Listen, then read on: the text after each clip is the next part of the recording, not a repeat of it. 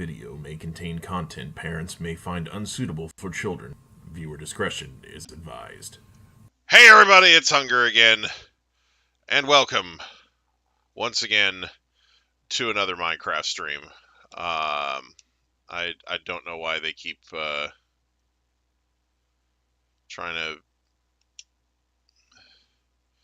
say that my subscription to Realms Plus has run out. It's literally on my credit card. It's not going to go anywhere. They were the ones who made me set it up on the credit card, and yet it keeps showing messages that say it doesn't work. It's it's stupid. Why isn't the dressing room working? There we go. Thank you. Can you just there we go. I know, right? With this crap. God, Minecraft, leave me alone. There we go. All's right with the world now.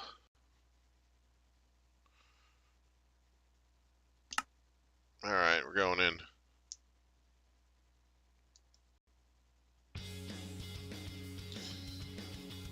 Okay.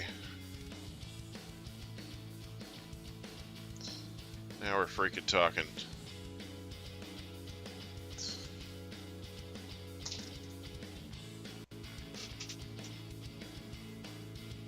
Okay.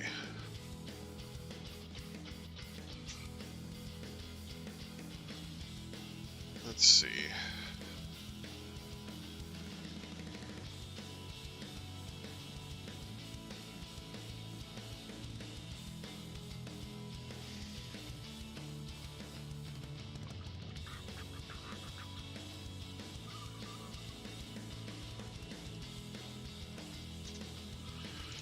Alright. There we go. We're joining. Let's join. Very download.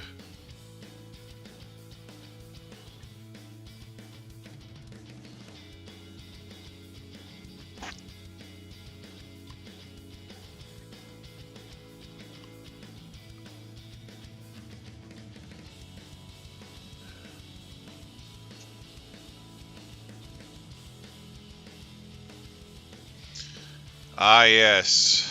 This. I still need to find a solution for her skin here. So... And then I need to get started on her hair.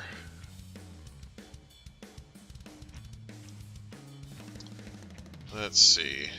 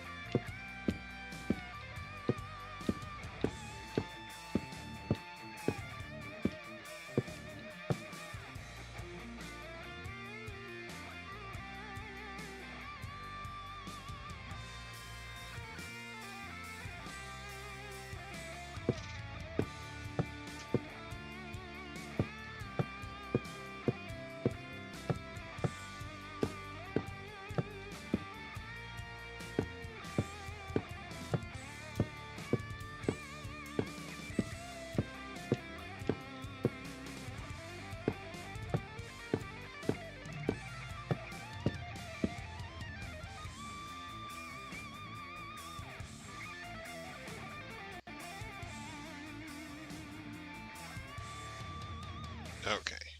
You just go up here real quick.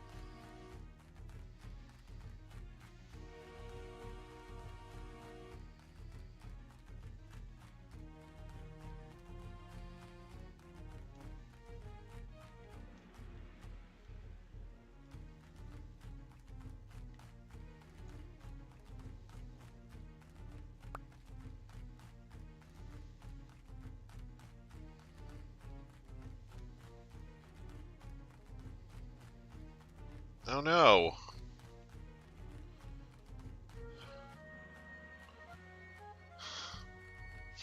Why does it look exactly the same? I was not expecting that.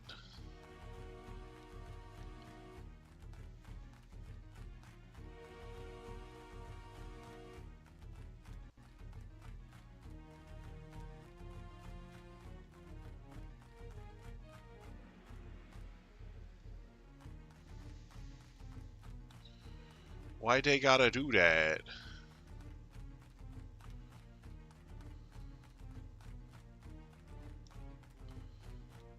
Think logs look odd. Like, the idea was that they wouldn't look bad from a distance.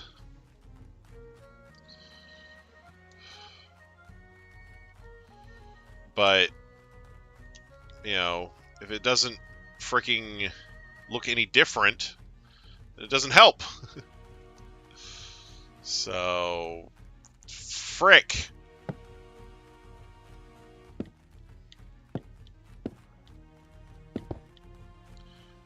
Oh, crap. What was that? What did I just accidentally get rid of? God fucking damn it.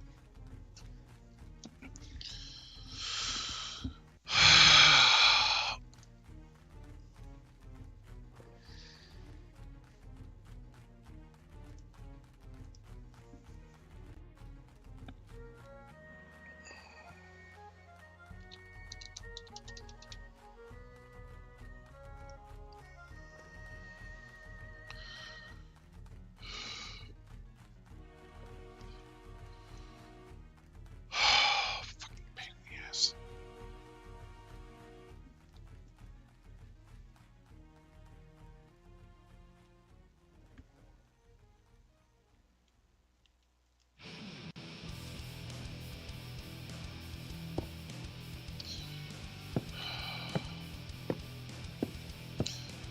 Just irks the shit out of me.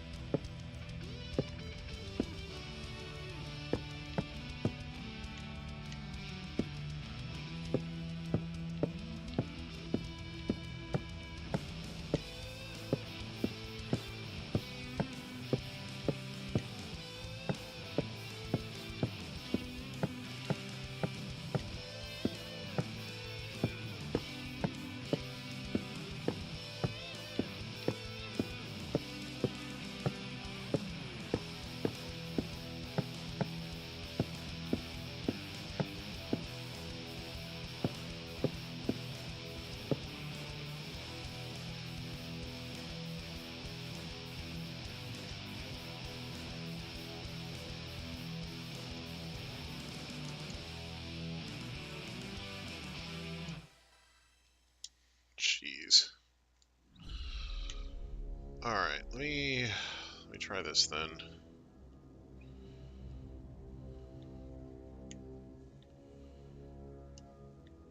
Try the stripped cherry wood instead of the stripped cherry log.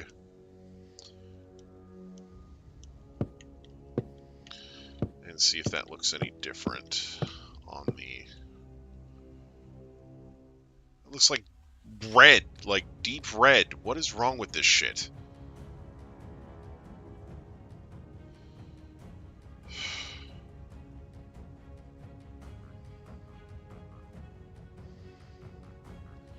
It's like this shit doesn't recognize like any subtle gradation changes in color. It's just like, nope, it's just gonna all be the same.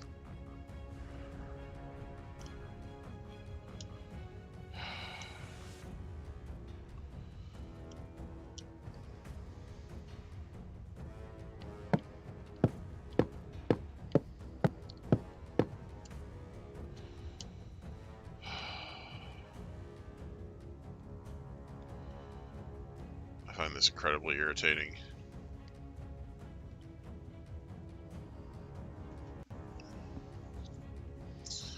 Like, if it's just going to make it the same color anyway, I might as well just color the whole damn thing with white terracotta.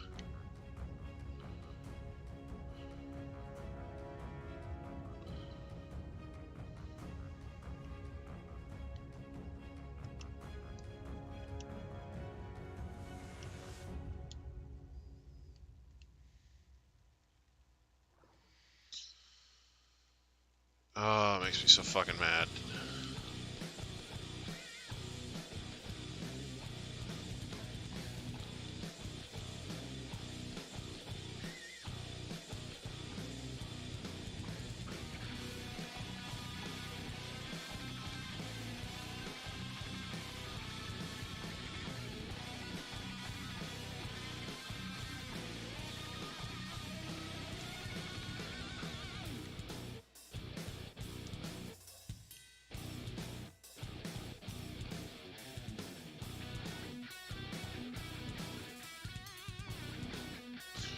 Okay, so I'm already using light gray terracotta there.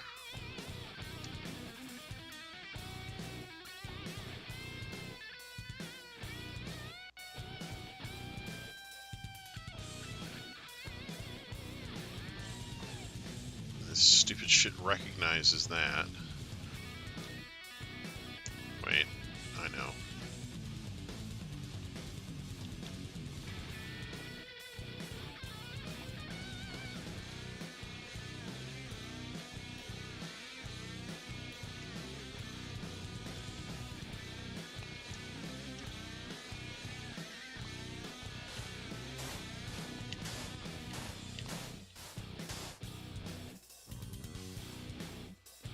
That ends up looking yellow.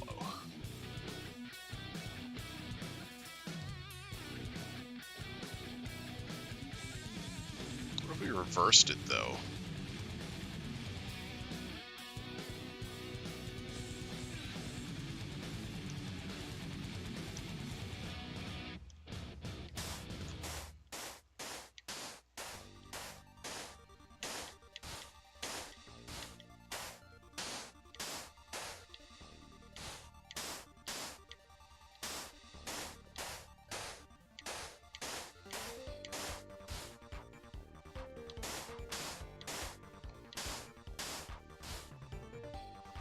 Hey Caps, how's it going?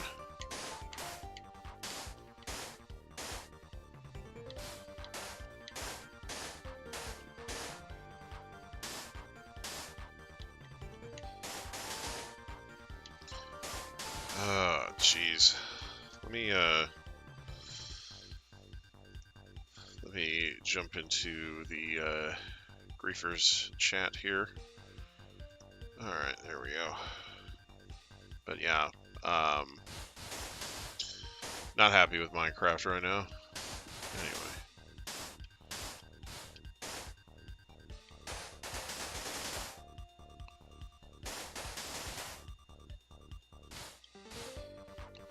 Okay.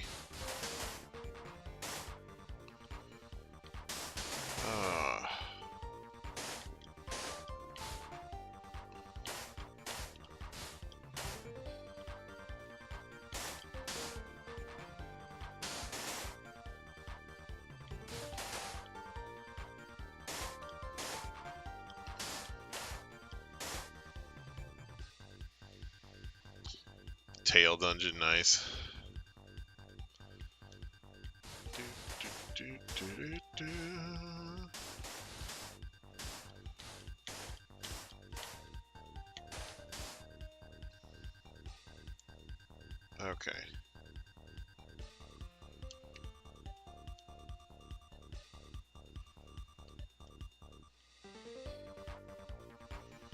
Alright, let's see how this looks.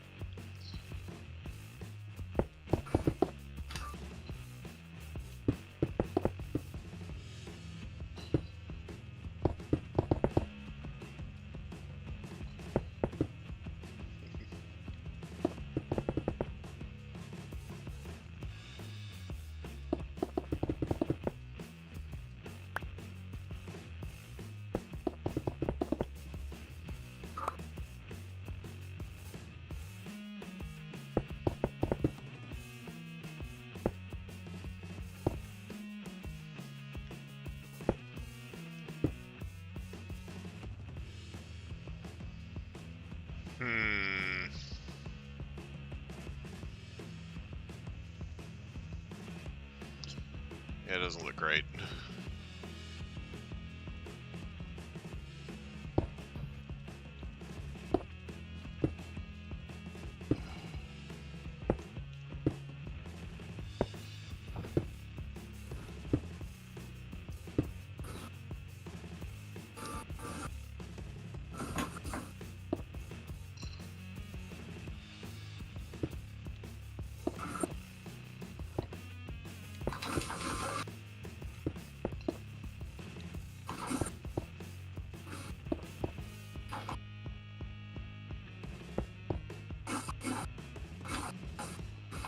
Okay, let's see. Alright.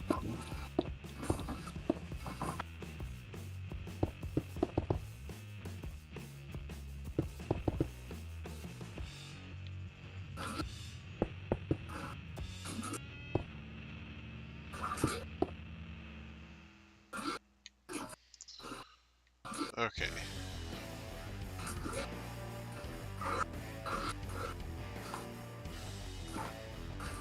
Yeah, it's not exactly looking fantastic there. Alright, well, let's just,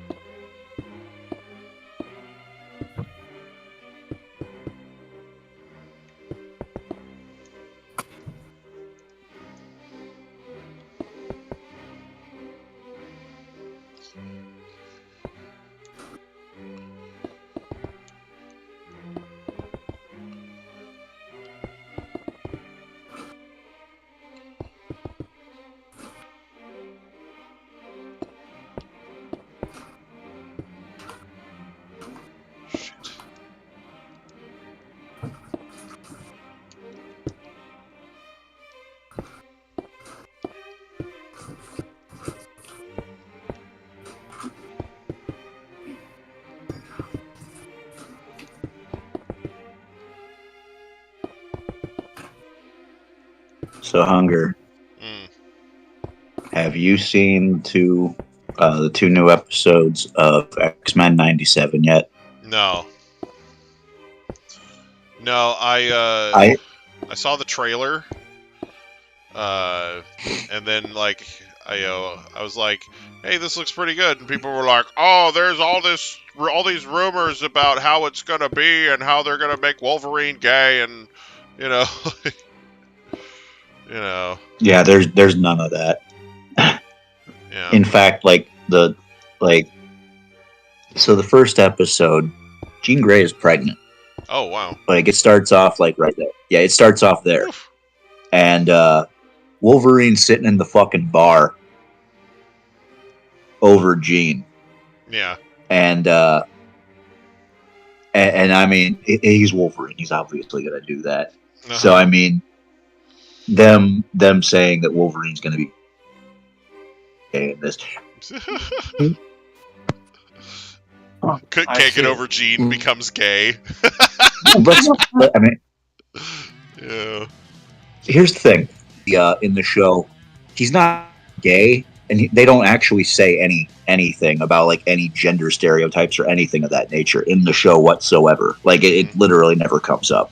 Right. Morph, however, Morph's whole gimmick is that he can turn into anybody, Right. and he does Right. pretty frequently. Like he just turns in one point, he turns into Jean as a joke. But yeah. the thing is, though, is like it's not like they don't go out of their way to make it seem like, you know, like these characters are like, you know, it's not Right. it's not incredibly it doesn't feel any different from like the 92, like from Right. 92 when Right. we watched it as kids. You know, and people were like, "Oh, they're Like, going to make Morph non-binary," and I'm like, "Morph is an amorphous blob in the comics. He's like, he's literally like, you know, he's like this like white thing that like his normal form is like this white featureless thing, you know, and it's just, you know, like and still in the show they actually go back to that human form that he has. Yeah. Like he actually does, like he actually puts on that human face that he has to go out in public. Yeah. Which makes fucking sense. Yeah.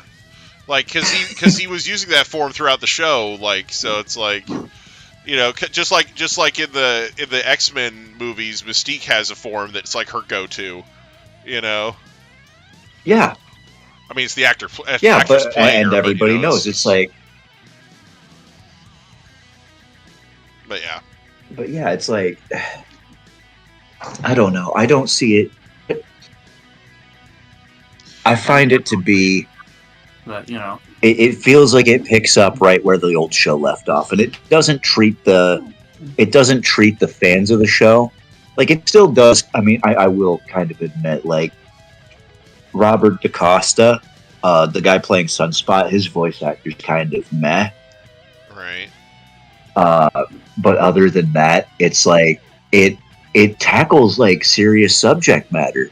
Right. Like, well, and that's like it doesn't that's treat its audience like children, and I love that about that. X-Men has always tried to kind of tackle serious subject matter with fiction and fantasy. You know, like that's kind of like one of the hallmarks of the series, as a comic book and in other ways as well. But you know, because it's something where, like, first and foremost, not since the beginning necessarily, but you know, like sort of since the beginning, but like X-Men has always had a really inclusive cast.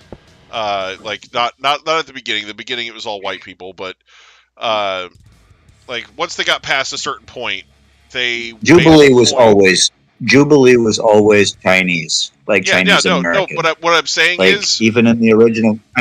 I'm not talking about the series. I'm not talking about the animated series. I'm talking about the comics. In the comics, the first 5 X-Men were Cyclops, 60s, Jean, Iceman, Beast, and Angel, and they were all white. You know, like, so it's one of those things where, but they've had the 60s version. Yeah, like the original, the very first iteration of the X-Men was you know, very white, but it's one of those things where X-Men has evolved over the years. And today, in the comics, and for quite a long time, really, like since probably the 70s and 80s, the X-Men has had a really diverse lineup. You count characters like Jubilee, Storm, like these strong characters from races that aren't white, making making an impact in the story. And it's something where it was like the fairy team, like the first additional X-Men that they added were, if I remember correctly, it was like Storm, Colossus, and like it was basically like these different the sixth team member that they added officially was a mutant called Mimic. He died. He was also white, but anyway, but Mimic was basically like Morph if OP. He could not only change parts of his body and like individually, he didn't have to change into a specific person. He could change just a part of his body, which Morph does all the time. But he could also, after shapeshifting, use the powers of people that he was changing into. So like I've seen artwork Morph of him. seems to be able to do that now too. Yeah, but he didn't have that ability originally. They kind of gave Morph that ability.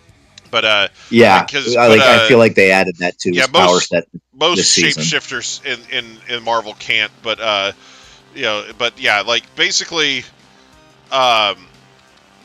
Mimic could change into different people, and like I said, he could do partial transformations where he could just change part of his body, and then he could also mimic the powers of people he was impersonating. So like there's an artwork that I've seen of Mimic where he's shooting Cyclops' eye lasers out of his eyes, and he's got angel's wings on his back, and but and he's like. So he's just going off. Why would you add a character like that? Yeah. So right. Like anyway, but he was like I said. Let's be real here. Basically, I love X-Men, but that would be all right. But basically, he was the sixth person to join the team. Like they had the original 5, and then Mimic joined the team, and then got killed really quick. Like he didn't last too many missions before he fucking died. So I think it was like a self-sacrifice type play. But they made him really broken. But like I said, I think they understood that he was too broken, and they got rid of him pretty quick because. He was OP. I feel like that was somebody wrote in as soon as he was created. Yeah. Why do you need the rest of him? I feel like somebody wrote in. That type of thing. But yeah, like they kind of do that from time to time with X-Men. That kind of fucks them over because right now it's who's the character that got like that? His name is Sync, and basically his power is if he's in proximity to somebody, he can copy their powers perfectly. Yeah, like he's basically just okay, I'm this character twice. Yeah. It's funny because they have characters with those types of abilities in like My Hero Academia, and they actually make it work really well. I feel like Rogue is the only one in the X-Men that does it right. Yeah, because Rogue, because Rogue, it's her whole thing is it's like she can't even touch people. Well, now she can, but back in when she was introduced, she couldn't even touch them without stealing their powers. It was more of a curse to her. Right, but basically in My Hero Academia, they have a shapeshifter, and her name's Himiko Toga. She doesn't really have like a special code name or anything, but basically Toga, she in order to impersonate somebody, she has to drink their blood.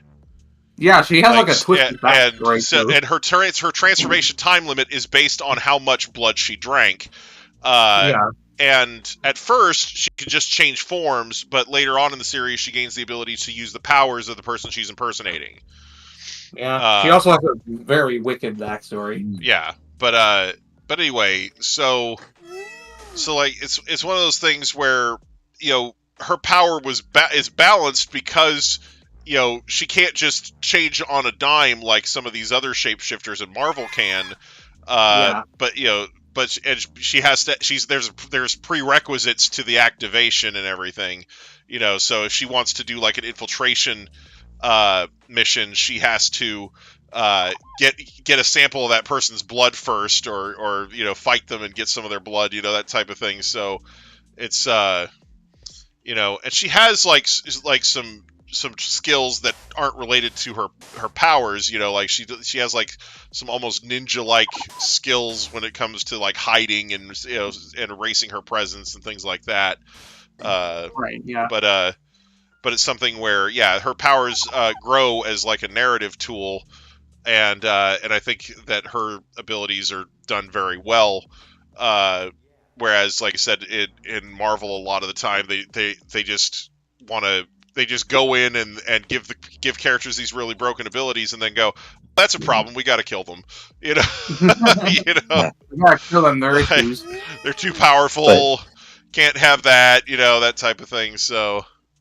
Too overpowered, they must be nerfed by killing them. Yeah, but like, but go ahead. But like there's that one character in the X-Men movies, the kind of where his power is adapting, and it's like they ended up killing him off because it's like, oh, that's too broken, like, right? Yeah. Yeah, but that shouldn't have killed him. I know that shouldn't have killed him in the movie, though. I know it shouldn't have killed him. I was like, he should have just adapted to it and kept going. Like, it's like, right? It just reminds me. It just makes me think about Itachi's death. Man, like that was similar. Like they literally just killed him because he was too OP. So they're like, oh no, we gotta give him the sickness. Like he never had this illness before, but now he does. But the reason using the Sharingan. Sorry. But I was gonna say, since you're talking about the X-Men dying and stuff, so they introduced at the start of the season the concept that they are shipping mutants off to the island of Genosha. Now, if you follow the comic books, you know that the island of Genosha gets fucking eradicated. And I am curious to see if they actually do the goddamn mutant massacre of Genosha in a fucking kids cartoon. Yeah, because Genosha has been featured in the original series before. It was, but now it's more direct because Magneto's leading the X-Men, and he's already talked to the UN. Yeah, he's talked to the UN. And he has all of Charles' fortune. Basically, now Genosha is a UN-sanctioned nation. It is its own country now. That is where they're at this point in the X-Men. Oh, okay. And I'm hoping it ends the season with the mutant massacre, because that was a major fucking turning point in the comics, and I think that would be a really, really good thing for them to put in the show as as like an end of season sort of like holy shit sort of moment. Shocking, thing to end the season with, because this season isn't even afraid. Like, it's not afraid to swear, and I mean with the Jean Grey pregnancy and stuff, it means that there's going to be some other crazy storylines that they're getting into. So I can imagine them wanting to do some more adult, more of the darker storylines that they had in X-Men. Right. But it's still going to be a kids show at the end of the day. Right. Well, but I don't think it's going to be I think they're going to actually try to do like stuff like Onslaught. They're going to try to do I don't know. I'm just hoping it's better than it was when I was a kid. Well, I hope it grows up with when I did. One of the biggest problems that the original series had was that there was no roster rotation. I bet. X-Men. Sorry, I kind of just took over talking. So, it's okay. But like what I was gonna say is one of the biggest problems the original series had was a lack of roster rotation. in modern X-Men comics, not the original one, obviously, but like the more modern ones, the X-Men roster rotates frequently. Sometimes from mission to mission, really. Like it's new characters are constantly coming and going. It's a revolving door sort of a thing where you can have a completely different lineup from one mission to the next with only one or two returning characters sometimes. Like so, that was like one of the things that really limited the original series was the fact that they either wouldn't or couldn't rotate the roster. They had a set group that was in the opening, and that's what they were sticking with. They've already changed out the roster. Yeah, so in the opening. Yeah, the very first episode they've already swapped it out twice. Yeah, because the first episode they had Charles in the opening, and then the second episode they swapped him out. It's now Magneto there. Yeah. And since Bishop's now a permanent member of the team. Oh, okay, that's cool. Because it's something where Bishop was one of my faves back in the day. I am not gonna lie. Like, I have an old friend. I would love to talk to again and see how he would feel about Bishop being a main cast member now. Yeah, because that was his favorite X-Men. Yeah, and Bishop had a really cool power too. So, like, and they show it off. Yeah. Like in the show, they actually like. I feel like Cyclops is actually like they made Cyclops cool. Like, they went out of their way to make Cyclops cool. Yeah, in the original, I noticed that in the trailer. I was like, because I was like, in the original show, Cyclops was just that guy with a stick up his butt, and he, nobody really liked him, and his powers were kind of lame, and so yeah, it's something where.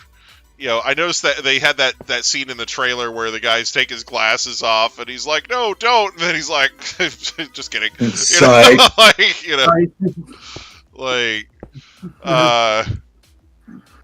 the wrong number. But yeah, so like I said, I feel like like if they've gotten over the whole no roster rotation thing, then that's good, because that was one of the things that really held the show back originally.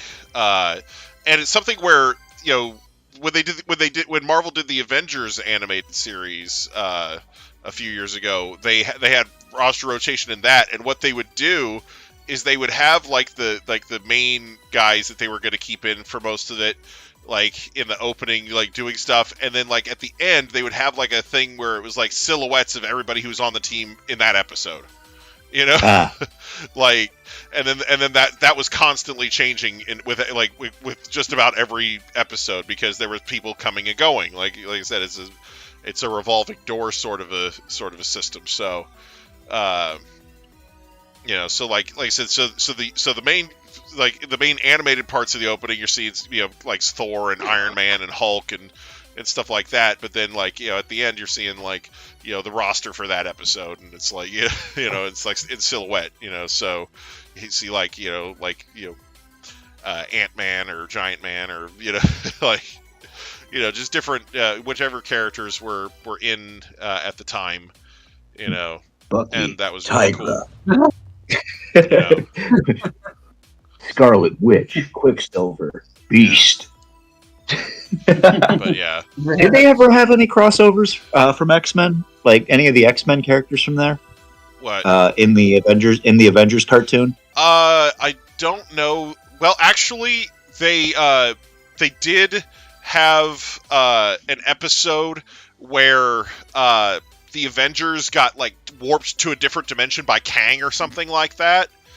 And it initiated the New Avenger Protocol, which was a failsafe that Iron Man had set up, where basically his AI Jarvis or whatever starts recruiting new Avengers to take their place, and it's like Luke Cage, Iron Fist, Wolverine, War Machine, and like So the actual new Avengers. So yeah, so it was so it was doing that. So Wolverine was in there, at least in that part, and I think they might have had a couple other references in there too, because like I said, Avengers covers most of the Marvel universe. Yeah, because as far as X-Men who have been Avengers, it's like I said, the aforementioned Scarlet Witch and Quicksilver, obviously, Wolverine. Beast was in there for a long fucking time. Yeah, it's one of those things where, like with X-Men, like a lot of those characters, like like I said, like I was talking earlier about how it's kind of a revolving door. A lot of the time, as soon as a character would leave, they would wind up with another team really quickly. Yes. Like so it'd be like, oh, they left the X-Men and now they're in X Factor or X Force or there were 20 fucking X books back in the 90s. Like so or they're with the Avengers or they're or they're with the New Mutants or whatever like so they would find another team really fast. Like so they would like usually it was really only. Yeah, it was really only ever the unpopular ones that never came back. Yeah. Like there were a couple of characters that they just like they left and then it's like, oh, what happened to them? Oh, I don't know. They're running a beauty parlor in Africa or something. I don't know. Like just like maybe like they just like nobody really cares. But like I want to know what happened to my boy Chamber. Like he was fucking cool. Dude had a fucking star for like right in his chest, and like the first time his power fucking manifests, it blows a hole straight through his fucking chest and up to his fucking mouth, and he's just got a big ass fucking gaping hole right there that he has to keep covered up at all times. Wow, that's awesome! Like not because like it'll kill him or something, but because it's like all that energy will escape. Right. Like, and you come to find out like he's just pure energy. Yeah, like because it's one of those things where most mutants like have fail safes in their bodies that prevent them from being harmed by their own powers. Yeah. And a lot of the time that immunity extends towards family members. For the Summers, yes. Yes, there's this for the Summers family, especially. There's this, for the Summers especially. Like it shows, like Scott and Havoc can't use their powers don't work on each other. Voice is too loud. I don't think so. I'm sorry you feel that way. Anyway. Oh, my name is Caps Lock. Yeah. Maybe turn your headphones down if you feel that way. But Yeah. Turn your headphones down. But anyway.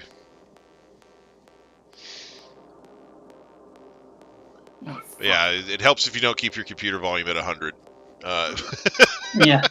Yeah, or your headphones on mobile. Yeah. Anyway. Yeah, did you know, speaking of, you probably already knew this, but speaking of the X-Men, they're finally making Deadpool canon to, like, the MCU. But the reason I'm hyped for that is it's actually going to be rated R, which is surprises me because they were so against that for the longest time. Yeah, well... It's because Marvel's finally starting to realize that they can't run their entire comic book movie industry off of doing the same fucking exact stories, like the same exact way every single time.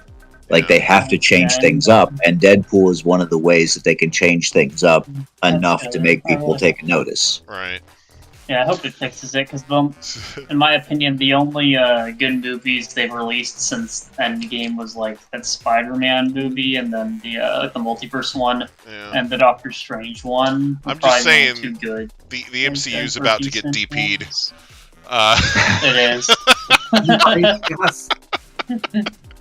See, and my thing is, it's like, I thought the multiverse movies, like the Spider-Man one, I liked it, but it didn't feel so much like there was it didn't feel like they were trying to make it so much of its own story, so much as it was just a nostalgia trip.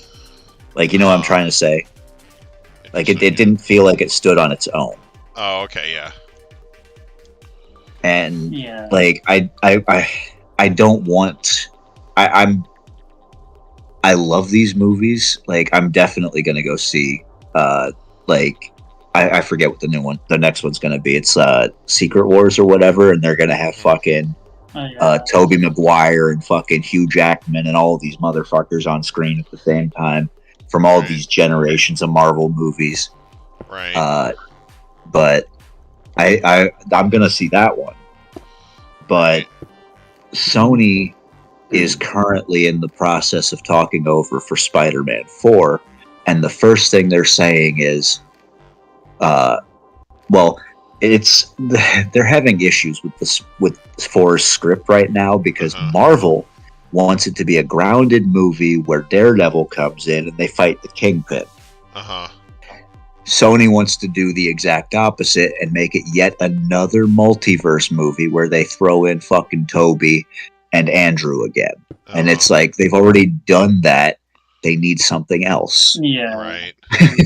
Yeah, it's something where it's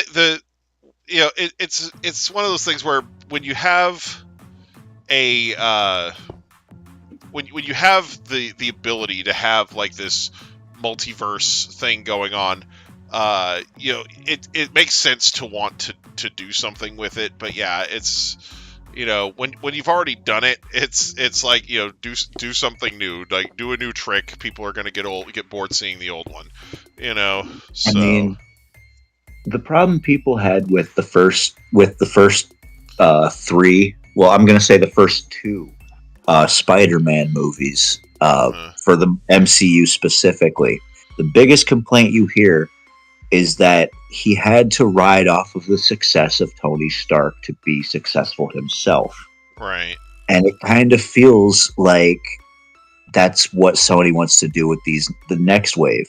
They want to ride off the success of Toby and Andrew for the next wave of Spider-Man movies to be successful. And it's like, no, you gotta let Spider-Man stand on his own 8 legs. Yeah, let's Spidey. Right? I'm sorry, I had to make that. Right. Like, ironic. Isn't that ironic? I really hope they just. I just hope the next one doesn't have. I want the next Spider-Man movie to not have any other characters in it other than him and the villain that he's facing. Maybe the only thing I could potentially see is if a character from his trilogy gains powers, like his friend. What was it? His new friend, Ned or something. Yeah, like Ned. Ned becomes like, one of the goblins in one of the continuities. So I know that. He becomes the Hobgoblin. And actually, they do a direct reference to that in the movie. There's a point where he's actually wearing an orange hood with blue sleeves. Yeah. Yeah, he's also like, I promise I won't turn into a supervillain and try to kill you. Yeah. Which is, but the thing is, though, all the foreshadowing. But the thing is, though, with the Hobgoblin, though, is that the Hobgoblin's been a number of people. Jason McIndale was the one in the show, I believe. Yeah, like Hobgoblin is one of those things where kind of like the Red Hood in DC, where it's like any number of people like donning the hood and being that character. Yeah. Right. And is going to do something with Venom, and I really hope we get like a symbiote Spider-Man arc for a new one. But something. I believe in the comics too, Ned Leeds wasn't even the original Hobgoblin. Like he took over like as like a second or third. Yeah. And then one of the Uriks, not Ben Urich, I think it was like his son or something, was a Hobgoblin as well. But yeah, it's he's got it's a weird legacy. It was because they never wanted the Hobgoblin to have a true identity, and so they just kept fucking with who it was gonna be. Yeah. Yeah. It's one of those things where they kind of some of these writers try in order to keep like the mystique of a character alive will sort of do weird things with it from time to time. Because I remember how it happened actually with the Ned Leeds reveal. It was like the Hobgoblin gets unmasked and it's Ned Leeds, and then you see like there's like a page after that. It's like there's like this criminal mastermind that's like you see like in the shadows. He's like, haha, I made Ned Leeds into the Hobgoblin so that Spider-Man would arrest him instead of me. And he just shows, he has all the fucking Hobgoblin equipment. It's like, but little does Spider-Man know I am the Hobgoblin. Right. Fucking comic books. Yeah, do something like that. They're already gonna. So I know they're already gonna, and they're probably gonna most likely go for the Daredevil thing that you mentioned, Kingpin, which I hope we get that. And the reason I say that is, Multiverse was cool. They tried it like 2 times in a movie already. Both of them were decent. They weren't bad movies. I think the Doctor Strange one worked more as a standalone movie because the Spider-Man one's kind of a nostalgia pandering. You know what I want to see, because most of these movies that they've been doing, movie, but they're not like one specific arc from the comics. That it's like a bunch of different things like thrown into a blender. Adaptations, right? Yeah. You know what I want to see, just to throw everybody for a freaking loop and like throw a huge curveball at everybody and fuck their expectations. I want to see them adapt, or not adapt, but do a version of the Venom Punisher arc. Venom Punisher. Oh, yeah, there's an arc in the comics where with the Venom symbiote combines with Frank Castle, the Punisher, and he just goes around and murders a bunch of people. It doesn't. Punisher's art. I mean, that's what Frank normally does anyway. Punisher art. Yeah, but basically, like when I say murders a bunch of people, I'm talking about like major characters. Like he kills the Kingpin, he kills Moon Knight, he kills kills a whole bunch of fucking people that are not necessarily unimportant to the story. Sadly, they probably wouldn't do that, but I would love to see. What I'm hoping for is so in the future, because they're definitely starting to dip their toes into the more mature ratings of like the Deadpool movie. I'll see how it is because it's coming out soon, and I do want to see it, and I will see it. But I'm also going to see Sonic 3, but that's another story. Yeah, right. And there's a reason why I'm watching Sonic 3, but I'll get into. Everybody's watching Sonic 3. Right. That's a must-watch. No, Hedgehog Man. Yeah, but the second one wasn't that bad. Right. But one of the reasons that I want to see that is because they really haven't brought the Punisher into the MCU. They're about to. I feel like that's what I was gonna say. It's like he's kind of noticeably absent, and it's like so you're kind of looking at it going, why isn't this guy here yet? I don't. He was even in the show. I don't care what anybody says. That one fucking Punisher Warzone movie was the best one out of the fucking trilogy. Out of all of them. That OST, that OST is amazing, and also like the part where the guy, the dude jumps the fucking. He's jumping over the fucking building. Yeah, parkour. The part where he gets exploded, or like the part where like the. Like a rocket launcher goes into him, right? And then instead of just what it would normally do to someone is probably make them like make a hole in you or something from the rocket. Yeah. But the guy just like blows up like in Minecraft or Roblox or something. Yeah. It's hilarious. He's everywhere. But I like the one that had John Travolta in it. Not because John Travolta was in it, but because I feel like John Travolta's only good movies are movies where he dies. He definitely fucking died in that movie. Dude, speaking of Thomas Jane, what was it? We got The Mist for free on Xbox the other day. That was another good Thomas Jane movie. Yeah. Oh, nice. But you're right. That wasn't. I did like that. That was. I've seen all of them. Even the Dolph Lundgren one. I used to have that on fucking VHS. I love the frickin' the scene where he's torturing the guy, or he's supposed to be torturing the guy, and he uses a fucking popsicle, he basically gets out a blowtorch and shows the guy the blowtorch, And then he's like, you ever been burned by one of these? You know, and he's like, and he says, you know, the pain is so intense that, or he's like it sears your nerve endings, so you can't feel any pain. You just feel cold. and then like he's like behind the guy's back, right? Like he's got like the guy hanging from the ceiling with his shirt off, and behind the guy's back he's got a steak sitting on a plate, and he's using the blowtorch on the steak, and so you can hear the sizzling and you can smell the burning meat, and then he takes the popsicle and he sticks it on the guy's back. Oh yeah, and he's like, ah! You know? Because he thinks he's being burnt alive. And I'm like, that was just the best scene in that fucking movie. It tastes like cold. You know? That's incredible. You know? But yeah, like just Yeah. like that was by far the best interrogation scene ever. And then when the guy finally gives him the information he wants, he just shoves the popsicle in his mouth. Oh god. Like, oh man. But yeah, that Yeah. Oh, that's amazing. it was such a good scene. Like, Yeah.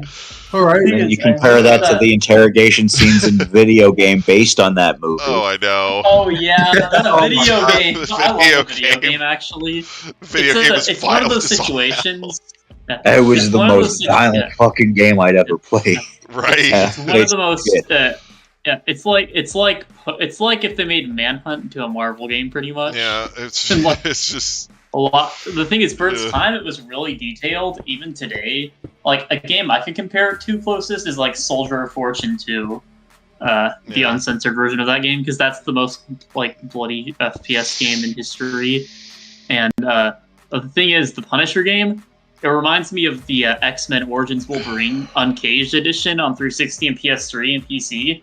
And the reason I say that is because both of the movies they were based off of were arguably like mid or bad. yeah. They weren't amazing movies, and a lot of people hate them. But their video game counterparts are amazing. Yeah, the Really X-Men fun Origins games. Wolverine video game was actually really fucking good. I love Yeah. that game. I remember playing. I watched the movie first, and I just got the game because I saw gameplay of it randomly one day on YouTube. I was like, Yeah. "Oh, this game actually looks fun." Yeah, And so, yeah, it was pretty fun. it's like the universe has some weird way of balancing the scales. Like, oh, your movie adaptation was terrible. Well, then your video game would be amazing. You know? Like, Yeah, you know, pretty much. Great You know, cosmic seems like probably- rebalance. the great cosmic balancing patch. Yes. Yeah, they finally gave they've given Symbiote Spider-Man better symbiote suit or better appearances recently, like in his game. I Yeah. haven't played it, but from what I heard, they adapted it pretty well, at least for the symbiote. I suit saw a itself. video. I've heard I Venom. saw a video for New Game Plus on Spider-Man 2. Since you can start New Game Plus with any of the outfits that you've equipped or you've acquired Oh. at that point, and Uh-huh. one of them you can start with is the symbiote suit. So the scene where you tear the symbiote suit off of you in the game, you tear it off of you and have another one underneath. Yes. It's amazing. Like, It's like And I'm like, this is the second best. It is the second best moment, or the second dumbest thing that I've ever seen in a Spider-Man video game. Or Right. the first one was the time in the Spider-Man movie video game back in God knows when, 2000 something or other, when Mary Jane Watson has to rescue Mary Jane Watson at the end of the game, Oh. because you can play through the game multiple times, and every time you beat the game, you can get a new unlockable character. Oh yeah, and yeah, and so you can Oh. play as Mary Jane Watson in the game, yeah. and she has all Oh, wow. she has all of Spider-Man's moves and everything, which is hilarious in and of itself. But she has to I didn't rescue even know that. herself at the end of the game, and then she's making out with herself in the fucking end credits. She's like, "Don't worry, Mary Jane, I got you." Self-cessed over there. That's amazing. Oh, perfect. we Yeah, I'll be right back. that's great. Don't you threaten me. I'll be back. I'll be back.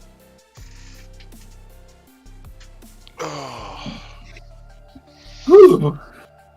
Yeah, I like how I'm. Oh, Go ahead. sorry. I'm back. I'm working on Koholint Island. Mm-hmm. I'm to the part where I'm at my first pitfall. Like, you know those random fucking pits you can just fall into for no reason? Uh-huh. So I'm making those parts where you actually can fall into them.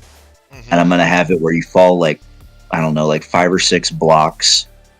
So you take like a half a heart of damage, and then it's going to teleport you like right outside of it. So I even have the falling pits. Yeah. Jeez.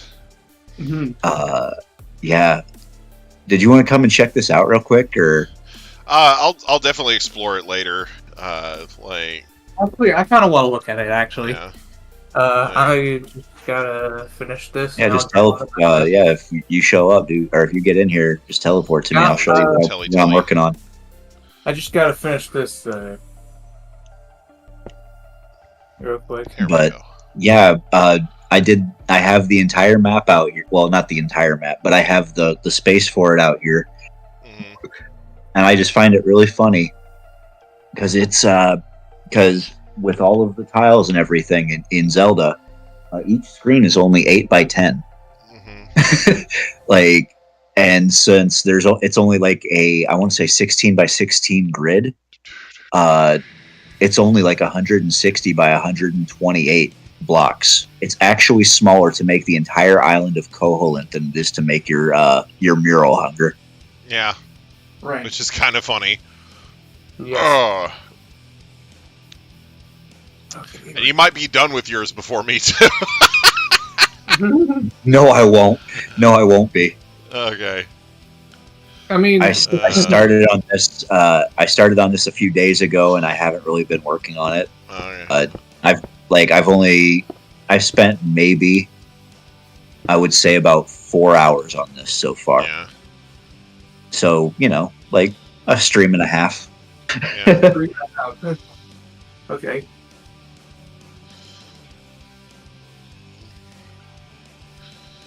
Anyways, I'm jumping on. Give me a moment.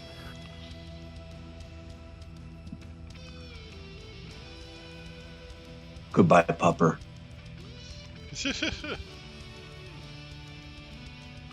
Sorry, not sorry. You guys show up everywhere now.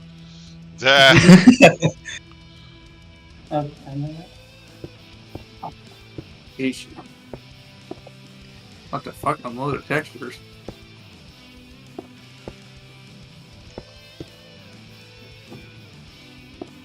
Whoa.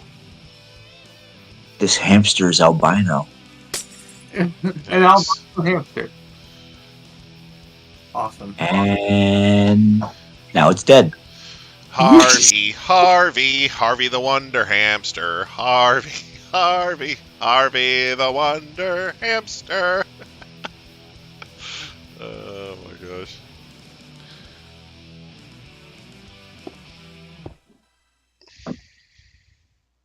Man.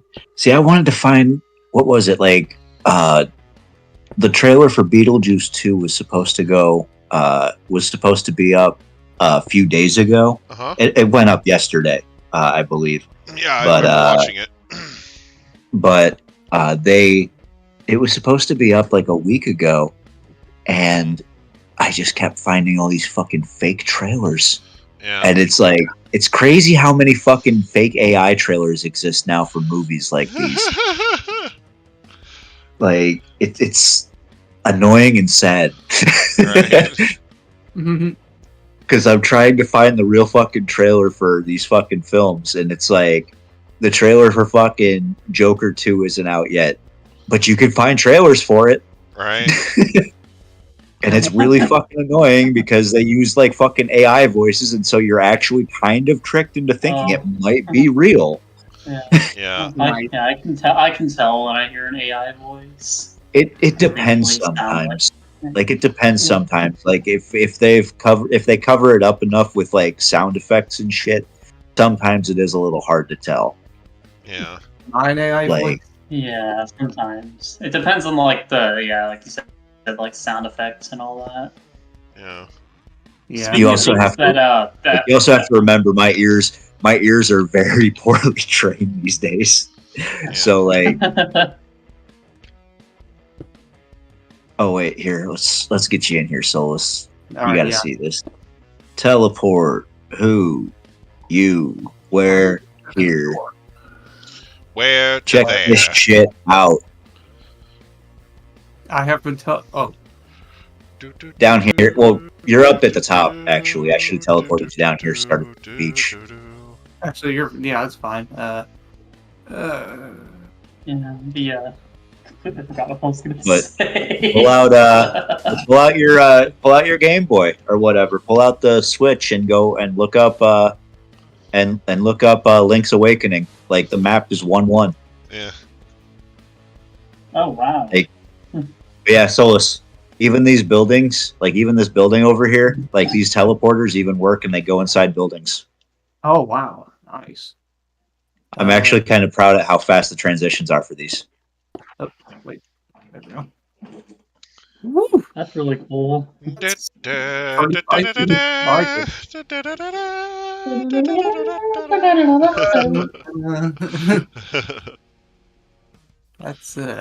Also, Hunger, I think it's funny that you literally fought the hardest boss first in Tears of the Kingdom. Tears of the Kingdom? Fish thing is the hardest boss. Oh, that Octorok that fish thing you fought, the Octorok, yeah. I hate that guy. Yeah. He's a Splatoon crap. Yeah, Little that's the hardest science. boss, in my opinion. Beware of sea urchins. Man. I had I don't know. that I boss feel did look like kind of annoying, actually. Yeah. I feel like when it comes to that stuff, Yeah, though, I still need to. I want to finish. I have 2 more streams I gotta finish. Yeah. Oh, 3 streams I gotta finish. Not bad. But I feel like when it comes to that stuff, though, there's like that boss was annoying, but it wasn't necessarily difficult. Like it's annoying because it's hard to hit, but it doesn't really do any damage. Like it's very light on the damage compared to some other bosses. Like the boss I was fighting last night, the one made of blocks, was almost killing me every time it hit me. That's just a mini boss too. Those things fucking irritating. Like I feel like if you're going to design something that dishes out huge damage like that, then you should make it easy to kill. And if you're going, I feel like real bosses should be like the Octorok boss, where it's like, pattern memorization and stuff like that, and you're not like super harshly penalized for messing up, like. What about that shit covered like? Oh my god, that was so annoying. Right? Yeah. It looked very obnoxious. Yeah, that pissed me right the hell off. I think the best boss, aside from this final boss, I'm not going to spoil it, but it's the Wind Temple boss is the best one of the main bosses, in my opinion. Actually, no, I scratched that. There's something I like even more. I think it was in the trailer, the Gleeok. You already saw the Gleeok is in this game. Because you saw it. I remember mentioning it to you before. But yeah, the Gleeok is my favorite mini boss. Or it's my favorite boss in general. Yeah. Outside of the final boss. Yeah, I know, I've been seeing like the multi-headed dragons around the overworld, so. Yeah, those things, they're terrifying. Yeah. They're fun once you get it down. My recommendation are to use key eyeballs on your arrows. Okay, yeah. I keep wasting those. I shouldn't say wasting them. I keep using those to kill other things. Wasting or / using those, yeah. You know, because fuck those other things. Anyway. Right. I've also become a professional Lionel tamer, and on my save file of the game, Lionel I have tamer. so many Lionel. Yeah, I have so many Lionel weapons. It's insane. I also got the Majora's Mask by doing the Lionel challenge. Yeah. Yeah. It's not really a spoiler because we already know what Lionels are, but yeah, there's a challenge in the game where you can get one of the DLC. Basically, we made all the DLC items from the previous game part of this game, and you can get them all at some point. Nice. Without having to use amiibos or anything. Yeah. I actually used some amiibos for the first time on it. Yeah, you got some armor out of it or something. I got a shield that was like a 40 defense shield, and then they gave me like a weapon add-on part that was like a plus fucking 50. You know, I probably slapped that shit on a fucking 12 attack sword and had a 62 attack sword. 62 attack sword, yep. That was disgusting. It broke really fast when I started using it, but I needed it to kill a boss, so it was worth it. You know, so yeah. It's like, this boss is really annoying. Let me get my big weapons out. You know, but deal damage to this. Do you want click the win button real quick. Yeah. Do you want to know? I didn't watch the last stream, so I didn't see how you fought it. But the constructs, the best way to fight those is with the thing that replaces Magnesis in this game. Oh, the hand. Yeah, the Ultra Hand. You have to use that. Yeah, I used that. If you use Ultra Hand, on like its main part, and then you can just go haywire on it. I never really had trouble with that boss, but that's because I figured out what to do to it by the time I got to it. The problem that I had with it was on the parts where it would float above me because it was out of Ultra Hand range. And you had to you had to switch to rewind, and you had to jump on the blocks that threw at you, and then use rewind to shoot them back up at it, so that you could get to it and use Ultra Hand on it. And it was convoluted and stupid, and I wish they hadn't done that. They had like a wicked shockwave too. I remember. Oh yeah, the stupid shockwaves that they kept shitting out. That was annoying. Yeah, it would completely miss me, but then there was a shockwave and that fucking killed you, you know, or that almost killed you, you know. It's like, really? I was just like lurking and sitting back, listening to all the yelling and raging. I was like, Jesus Christ! There was rage. There definitely was. There was genuine rage, and it made me fall on my chair. Yeah, but yeah. So, yeah, I was not amused. Yeah. We are not amused! We are not amused. How many people you got in there, lady? Anyway. We are not amused. Fucking...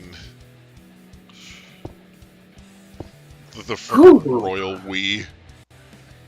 Right.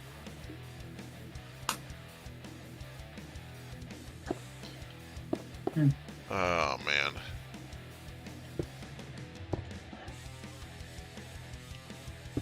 Nope. Ice cream eating ASMR. Oh no. Yeah, I'm eating some vanilla ice cream. Oh, I see. Uh-huh. It's probably not as good as that sandwich that Rudolphin made. Yeah, right? Right? Yeah. I was like, yeah. Sure. Make me want to eat a damn grilled cheese over here. Yeah.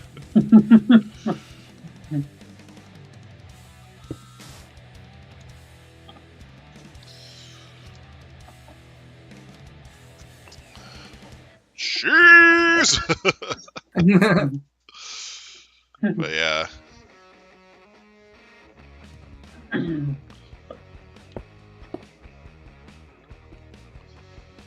See, that video that short takes advantage of the fact that it is a universal truth that grilled cheese is delicious. True. You know, those poor lactose intolerant motherfuckers that can't eat that shit. You know? I pity the fool. Oh man. There are wandering traders walking around here. Uh-huh. Let me see. Yeah, not interested. Goodbye. Oh, are you still? Are you still out here? Or? Yeah. No, I went to where Hunger. I don't know where you're at, Solus. Yeah. Yeah. Okay. Yeah, you mispronounced wandering trader. You have to use the back of the throat. It's you pronounce it murder victim. Murder victim. Yeah. There are murder victims around here. Try use that in a sentence. Right? There are murder victims over here. There are murder victims. It just rolls off the tongue. You see, it's very. I know it's a subtle variation in pronunciation, but you'll get it eventually. I'm going to attach this this wandering trader to a rocket. Because rockets explode.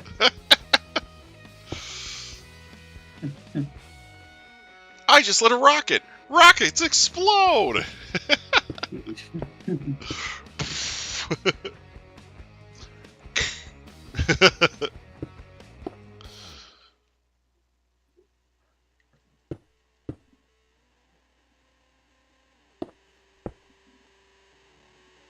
Oh man.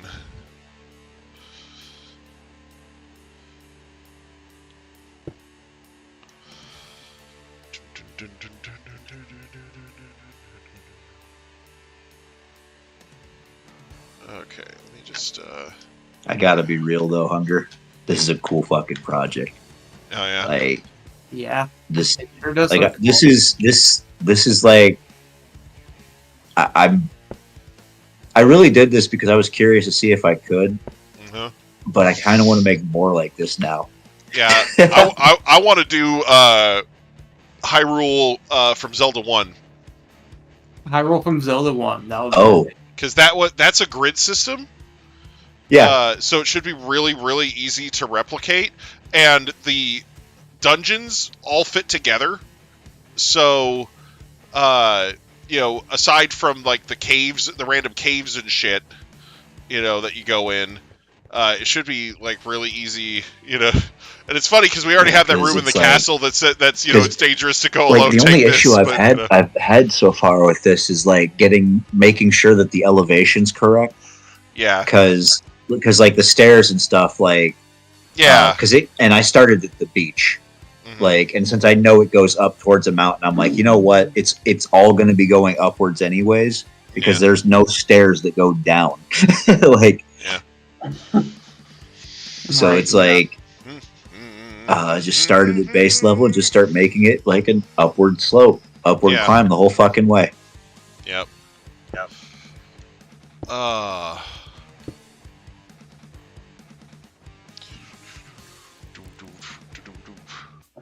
Sorry, it's been a while since I've had a cool project in Minecraft to work on. Right? Yeah. I've been kind of slacking. Yeah. Been a while since I've been in here in the realm actually.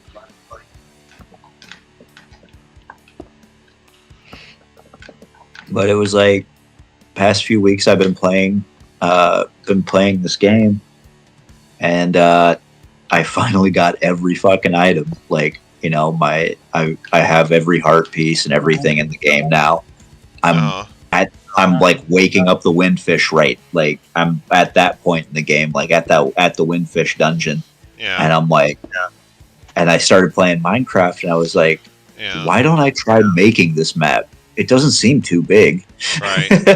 But yeah, I've noticed that in Tears of the Kingdom, when Link is cooking, he'll hum various songs. And at first I thought it was just the songs from Ocarina of Time, but he actually will hum the Ballad of the Windfish and like the Hyrule Overworld theme from previous games. So like, but yeah, so he'll be sitting there cooking and he'll be like Nice. You know, like- He has a lot of the songs. yeah, like so. I think that's one of the coolest little Easter eggs that they threw in there was his I like that, his 'cause humming. It reminds me of something similar was in Link Between Worlds on the 3DS. There was a bard in the game, and he could play various Zelda songs from different games in the Yeah. series. And it reminds me of that. It's a really cool subtle thing that most people don't notice. But yeah, like I like the fact that it's for cooking, because cooking isn't necessarily like a vital part of the game. You can go. You don't have to do it, but it's something where when you do, it's kind of rewarding for a bunch of different reasons, you know. Yeah. So, yeah. My favorite things to cook are Gleeok horns. Just kidding. I only use those for making weapons. No, they are absurd. I can't wait till you kill your first Gleeok, because the horns that they drop are just amazing. They make for really good weapon parts. All of So, the like, Gleeok pots. Yeah. Yeah.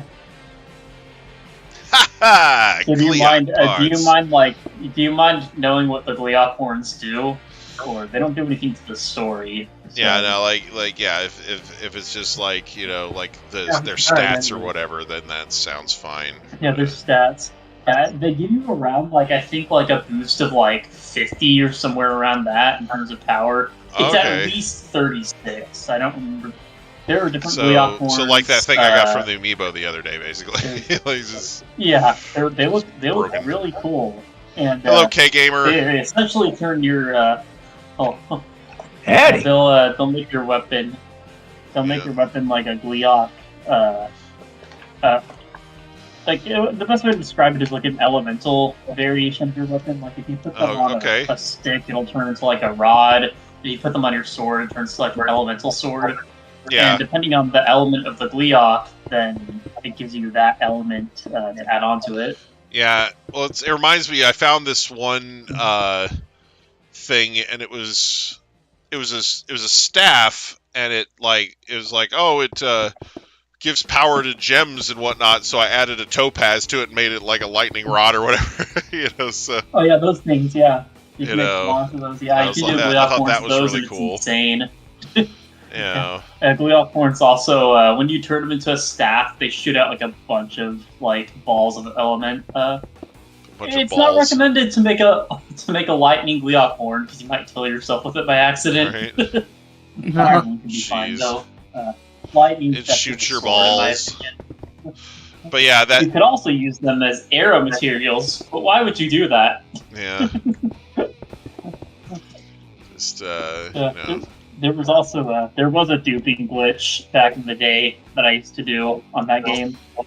They patched it up. You do take damage. Neat. Sorry. What you needed was sorry. All you needed was a bow that shoots out any type of arrows. It doesn't even have to be a multi-shot bow. So there were multiple cloning glitches. There was one that required shield surfing that worked, but they found a better method that was faster, and all you had to do was go to this one. There's actually a cave in the ground that lets you enter the depths through it, and the loading zone for the depths, if you shoot from a certain distance your arrows and have an item on them, they'll actually stop midair, and then when you exit that loading zone and enter back to the surface part of the cave, you can pick them up and clone items, essentially, by doing that, as long as you have that. It's as long as you have at least a bow that's multi-shot. So yeah, I contradicted myself earlier. It has to be, and multi-shot bows are pretty easy to get. You can use like Gigas or like Lionels. Yeah. Lionels are surprisingly easy once you, especially in this game, I'd say. They made Lionels easier to fight because I guess I'm just getting. Yeah, I remember them being really annoying in the previous one. You had to use parrying and whatnot to kill them. Yeah, I think you still have to parry them, but they give you better tools to do so in terms of the kingdom. I noticed because so here's the thing, the method for fighting them, from what I remember, was you start off by fighting an easy one, you parry it, a bunch, and it's pretty easy because it doesn't have that much health. Once you jump onto the back, you wail away at it with whatever weapon you have. Oh, I remember now. Okay, I remember. There's so in Hyrule Castle, you can enter it at any point. You probably already have explored it a bit. There's I haven't been able to get up there because it's in the sky and I can't get up there. Oh yeah. There's a point in Hyrule Castle somewhere. I don't remember if it's in the sky part of the castle. I think it's in like the surface part. The part that's on the surface. There's a fucking shrine up there that I can't get to. Like, it's annoying the shit out of me. Yeah, there's gonna be something. If you ever stumble across a steering stick, be sure to keep it and keep 2 fans with you. Because if you have a steering stick and 2 fans, you can actually make like a hover bike, and it's really good. It's like everyone's favorite method of transportation in that game. Hover bike. Just make sure to stock up on battery cells and stuff. Well, see, I'm actually trying to because I found the forge construct on the first island, so I'm actually trying to get my battery cells up to the point where I can where I have longer because you have to make the battery cells there, so. It's kind of a pain. Yeah, it's gonna be fine. But, there's another good thing you can unlock that lets you clone things, so you can instantly recreate something if you have the materials. Just scan it, and then you can save it, which is really good for the hover bike, because the hover bike's really hard to make. But once you make it, you just save it. Jeez. Anyways, there's a weapon you can get, and it's the Royal Guards weapons. In this game, the way they work is when they're at 3 hits or less from breaking, they double in power. Oh. But here's the catch. Yeah, here's the catch. The good catch. When you're on a Lionel's back attacking them, it does not decrease your weapon durability. Oh. So the trick here is you use your sword that you got from that castle, get it almost to broken, and then start parrying it with your strongest shields. Once it's stunned, once it's back, you shoot an arrow into its face, which stuns it. Then you jump on its back, you wail away, and you'll chip away at its health pretty quickly.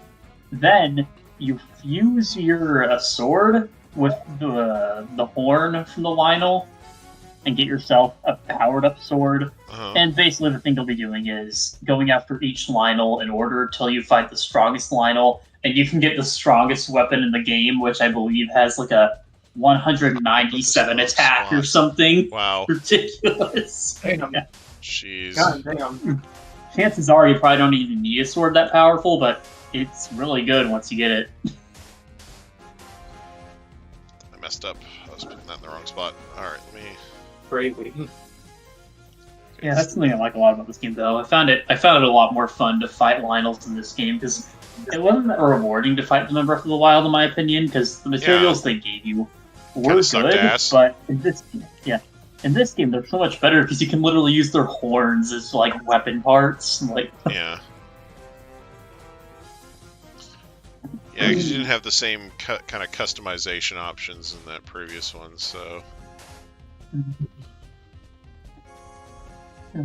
So have you been enjoying the new Zelda game? Yeah, no, I like it. It's yeah, it's fine. It's not bad.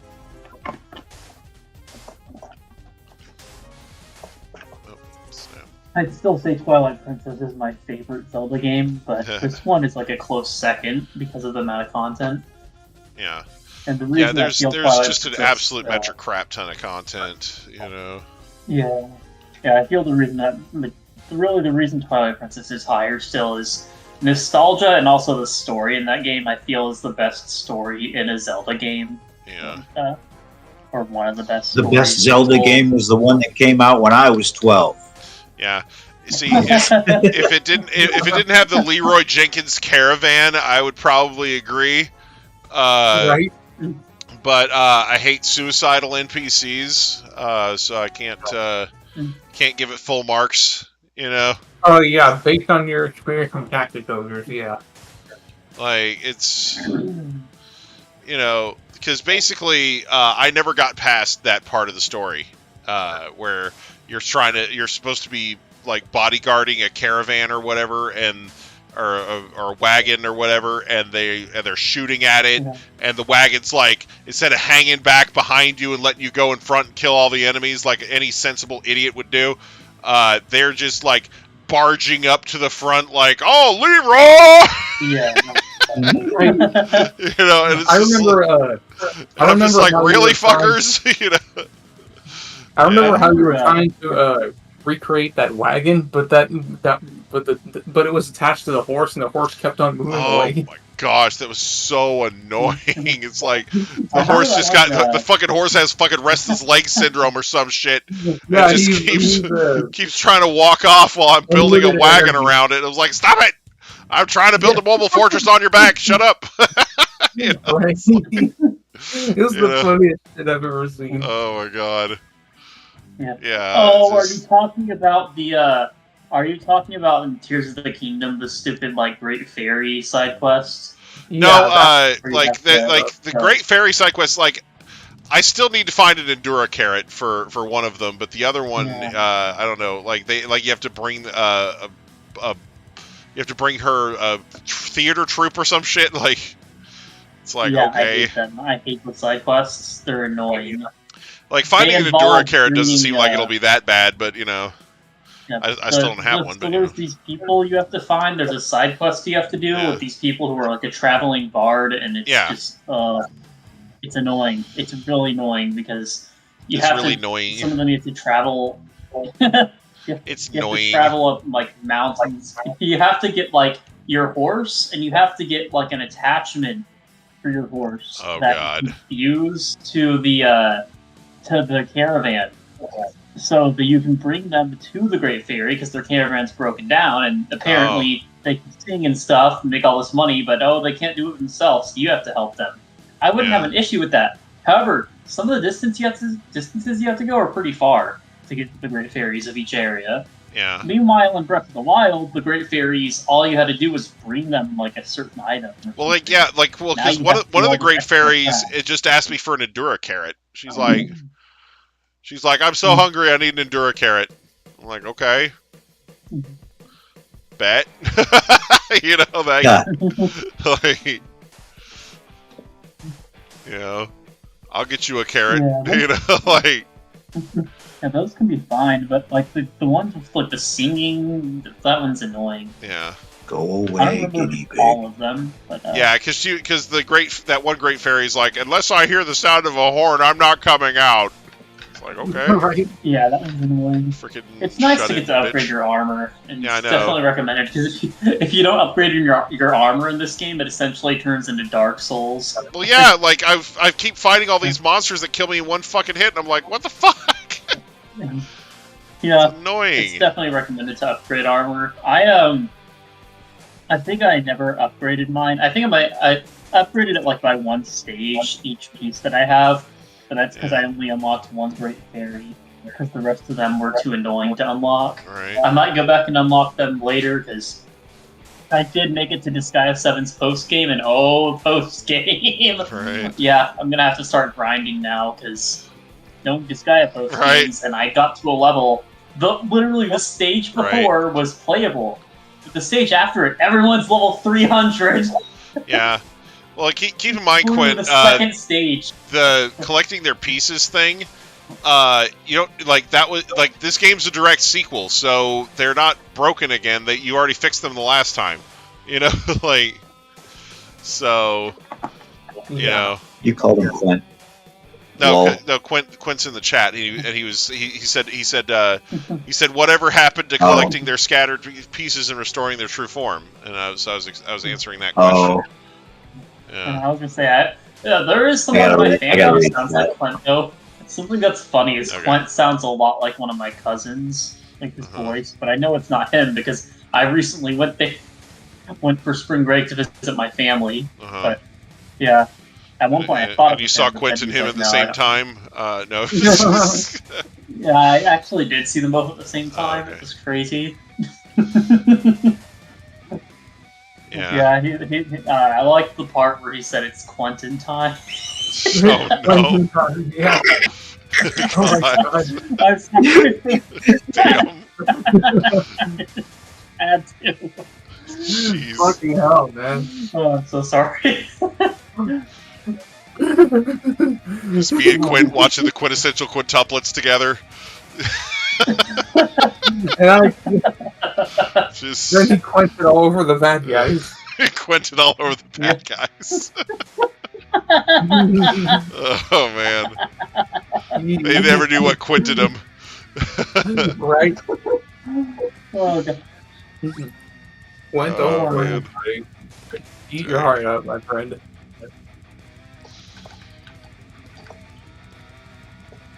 Oh. You know, actually, you guys probably wouldn't know much about that. Actually, I should probably put this ice cream back in the fridge so it doesn't melt. I'll be Yeah, Good idea. wait, put ice cream in the fridge? No, don't do it. Freezer. There's a freezer for that. Freezer.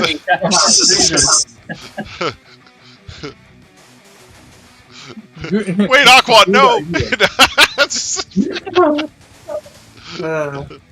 Save the ice cream! Oh, man. Hunger out here teaching us all valuable life I lessons. know, right? Like using mayonnaise Don't on your grilled cheese put sandwiches. ice cream in the fridge. Right. Oh, man. Yeah, like Rude already apparently knows this, but I was talking in the comments on that video or that short that he did. I was saying that I use mayo for my grilled cheese sandwiches, and it's delicious. And you know, basically, because mayo is essentially just like eggs and oil, so it actually works really well with bread. Like when you're, you know. When you're basically pan frying it or whatever, you know, like. So, because a lot of people use like butter with grilled cheese, but I use mayo because it spreads easier, so it's less of a pain in the butt, and also because of the, you know, it's just better. Like anyway.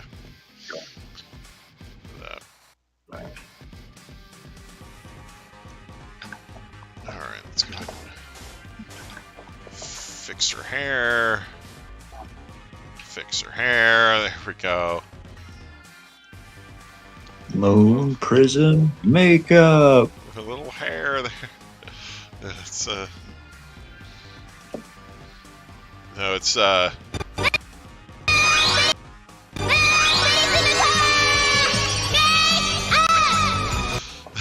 there you go.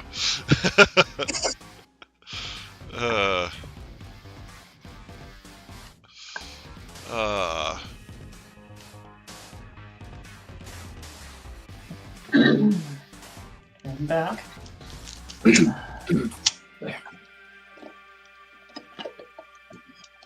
Yeesh.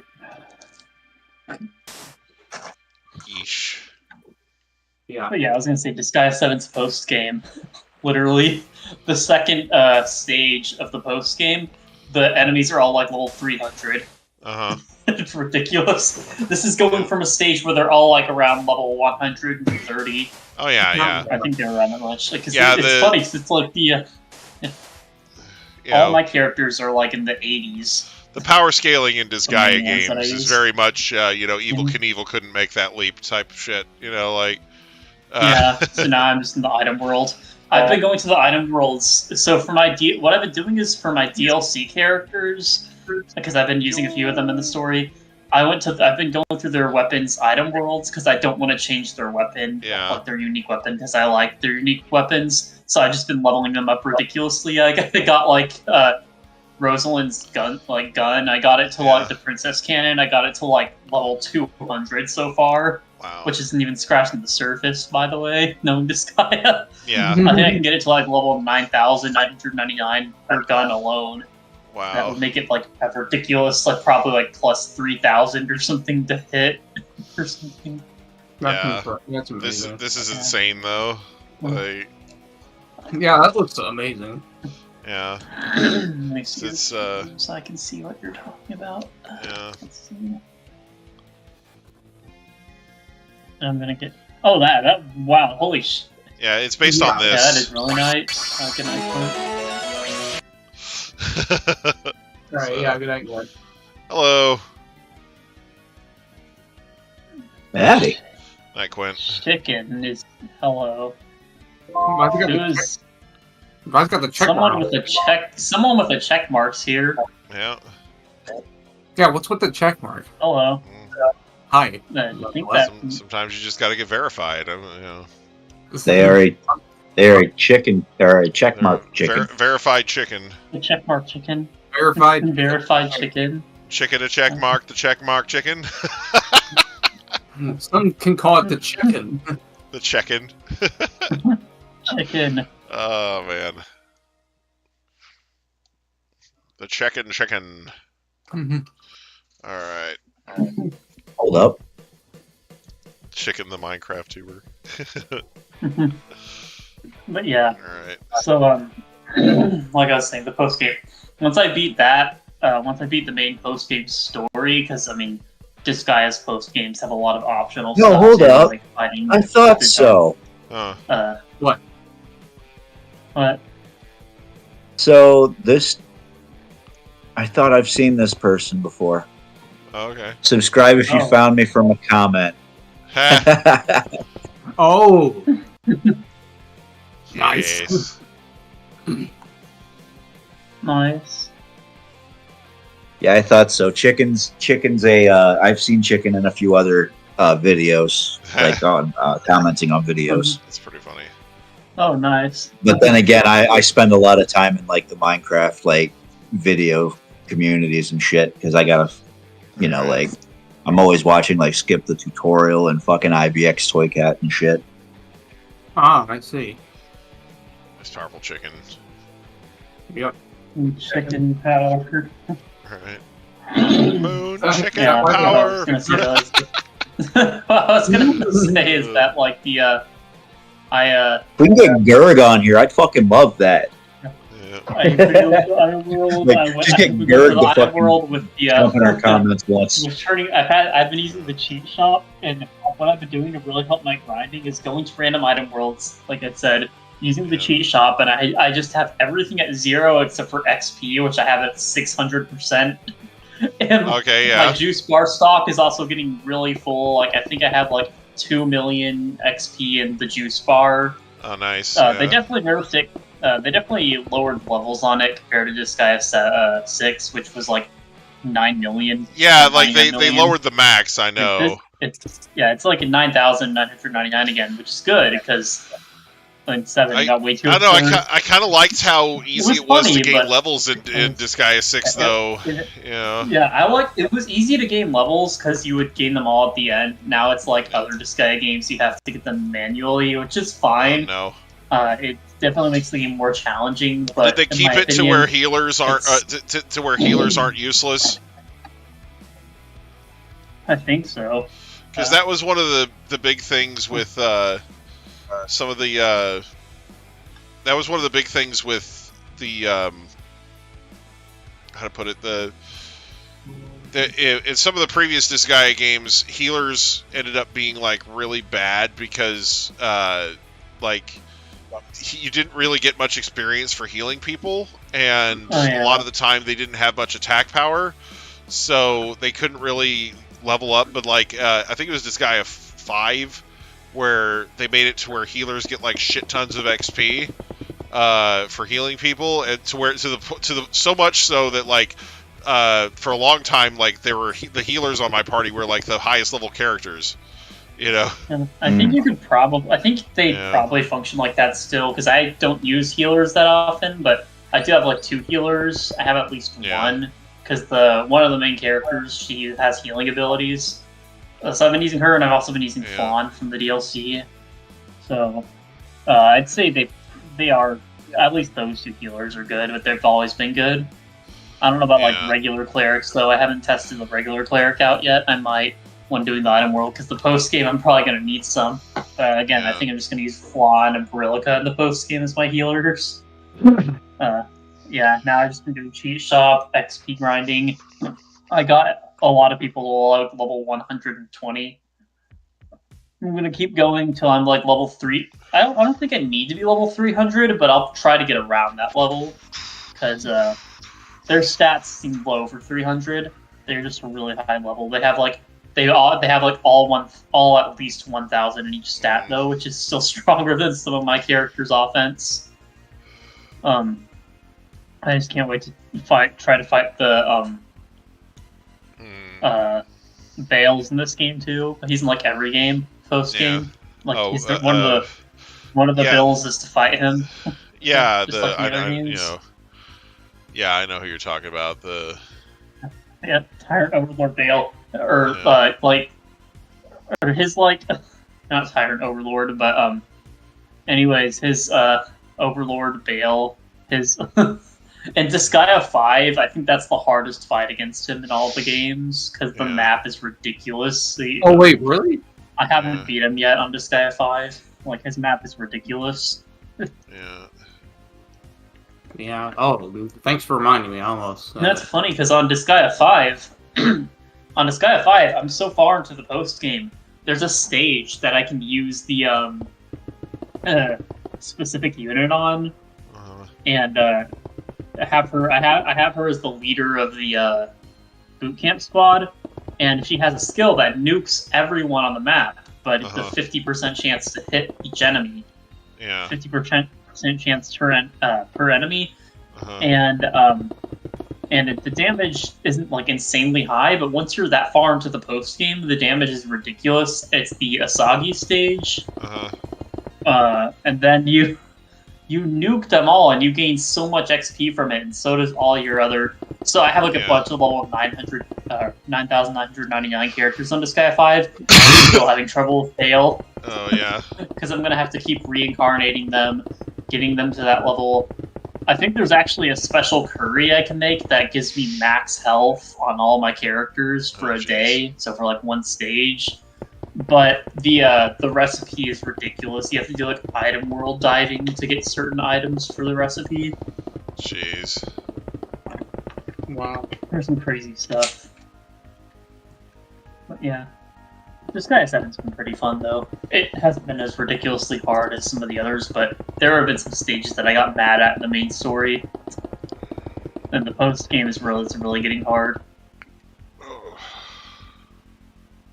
I just can't wait till you start playing it because I think you're gonna like it. It feels a lot more like Disgaea than 6 did. Yeah.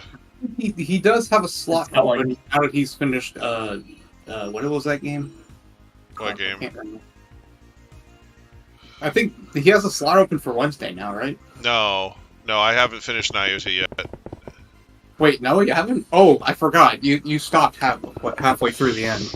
Yeah, because basically the story kept going longer than I thought it was going to. I was like, oh, I'm done, and then it's like, oh wait, no, like you have to, like it was like, here's your final boss confrontation. Just kidding, haha, like.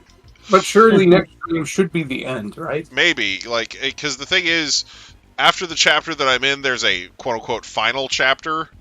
So... Oh. Because it's like chapter 6, and then there's a quote-unquote final chapter, so... I don't know... I see.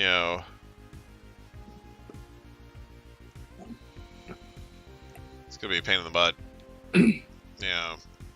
But yeah, as I was saying, it's probably going to be 1 or 2 streams at the most, but we'll see. We'll see what happens. Yeah. I was going to say, like, maybe if one of the slots is freed after finishing a game, maybe Disgaea 7 will take up one of those slots. I don't know. I've got so many NIS games too, and I kind of want to wait on Disgaea 7 a little bit. Not because I don't want to play it, but because I know that if I wait long enough, they might add more DLC. Oh, that's true, actually, yeah. Yeah. That is true. So... Because with 5, they added DLC over the years to where they made a complete version of it because of all the DLC they added. Because, like, 6 didn't have a lot of DLC, but to be fair, 6 also didn't do that well commercially. Well, 6... Here's the thing with 6, though. They had... like they had the first There was DLC.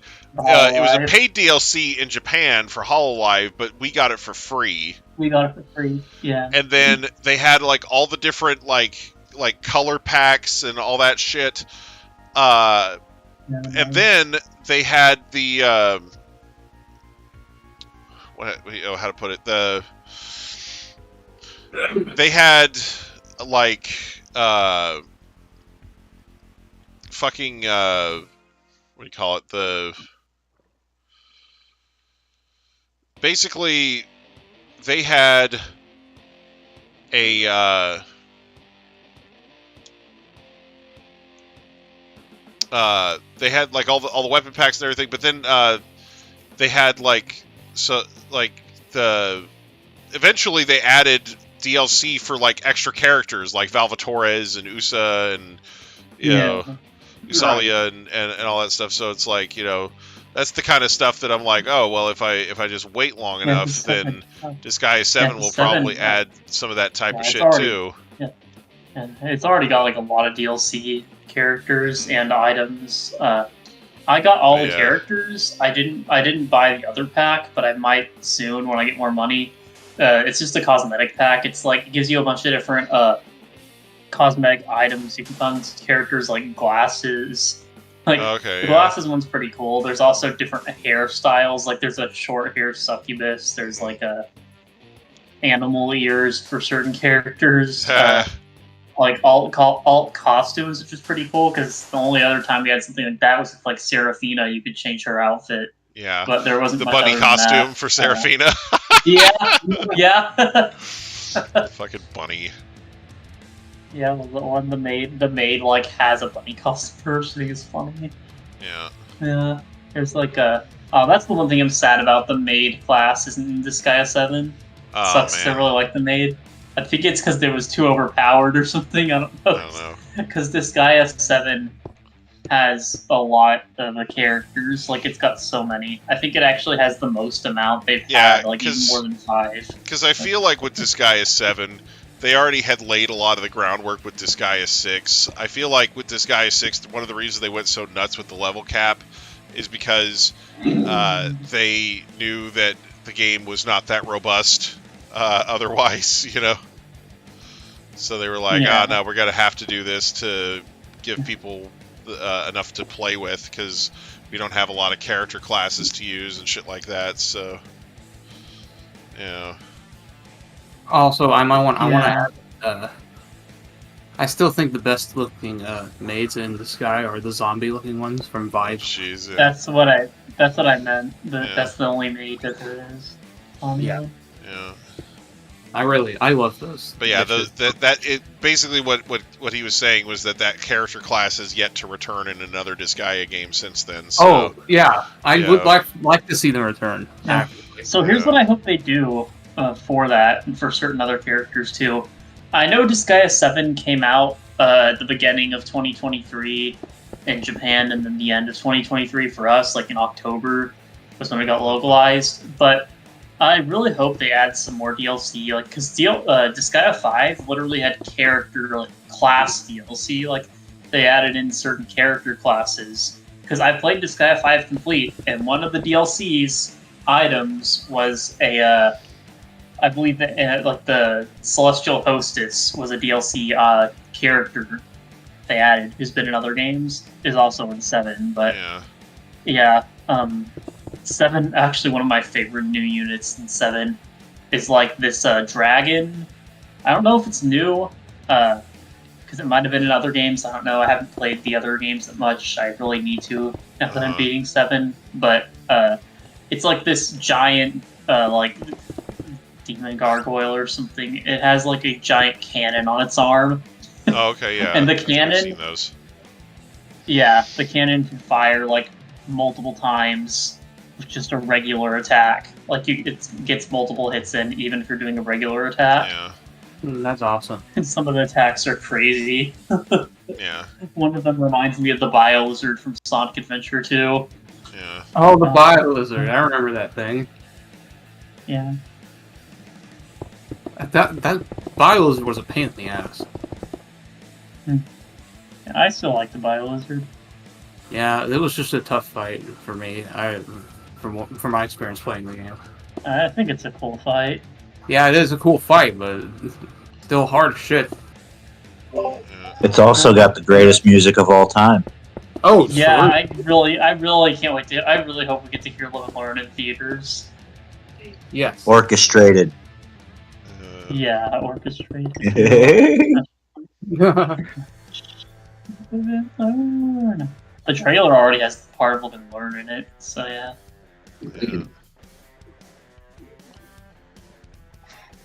I still think Like I Radical said, Highway has the best It's gonna theme. be my favorite. It's gonna be my favorite video game movie, hands down. Yeah. I haven't even It's gonna seen be it my yet, favorite. but I already know. Yeah, I got the same feeling because, like, man, it's just gonna be insane. Not only did we get a Sonic movie 2, like a sequel to the Sonic movie. So first there was the announcement of the Sonic movie, and it was so cursed because of his design. But they actually delayed it, and they fixed his design. And the first Sonic movie, it wasn't amazing, but in my opinion, it was fine as a movie on its own. I just don't feel like it served justice to the Sonic franchise. But the second one actually felt a lot more like how a Sonic movie should be. Here's the thing, like, with the first Sonic movie, right? I haven't seen it, but I know that it doesn't have like a ton of Sonic characters in it. But I feel like if you tried to throw that all in from the first movie, it would get really bogged down and it would have sucked.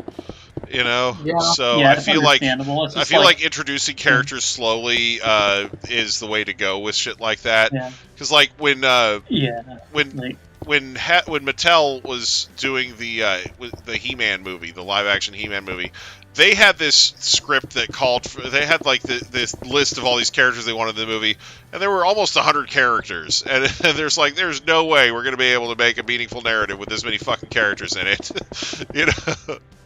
So the guy who's making the movie ended up basically tricking them by saying, hey, what if we just cut the cast down to this many returning characters and then added a whole bunch of new ones? And they said, ooh, we like that, you know, because we get to make new figures for all these characters. And so they got them to back off of having, like, every freaking character ever in the fucking movie.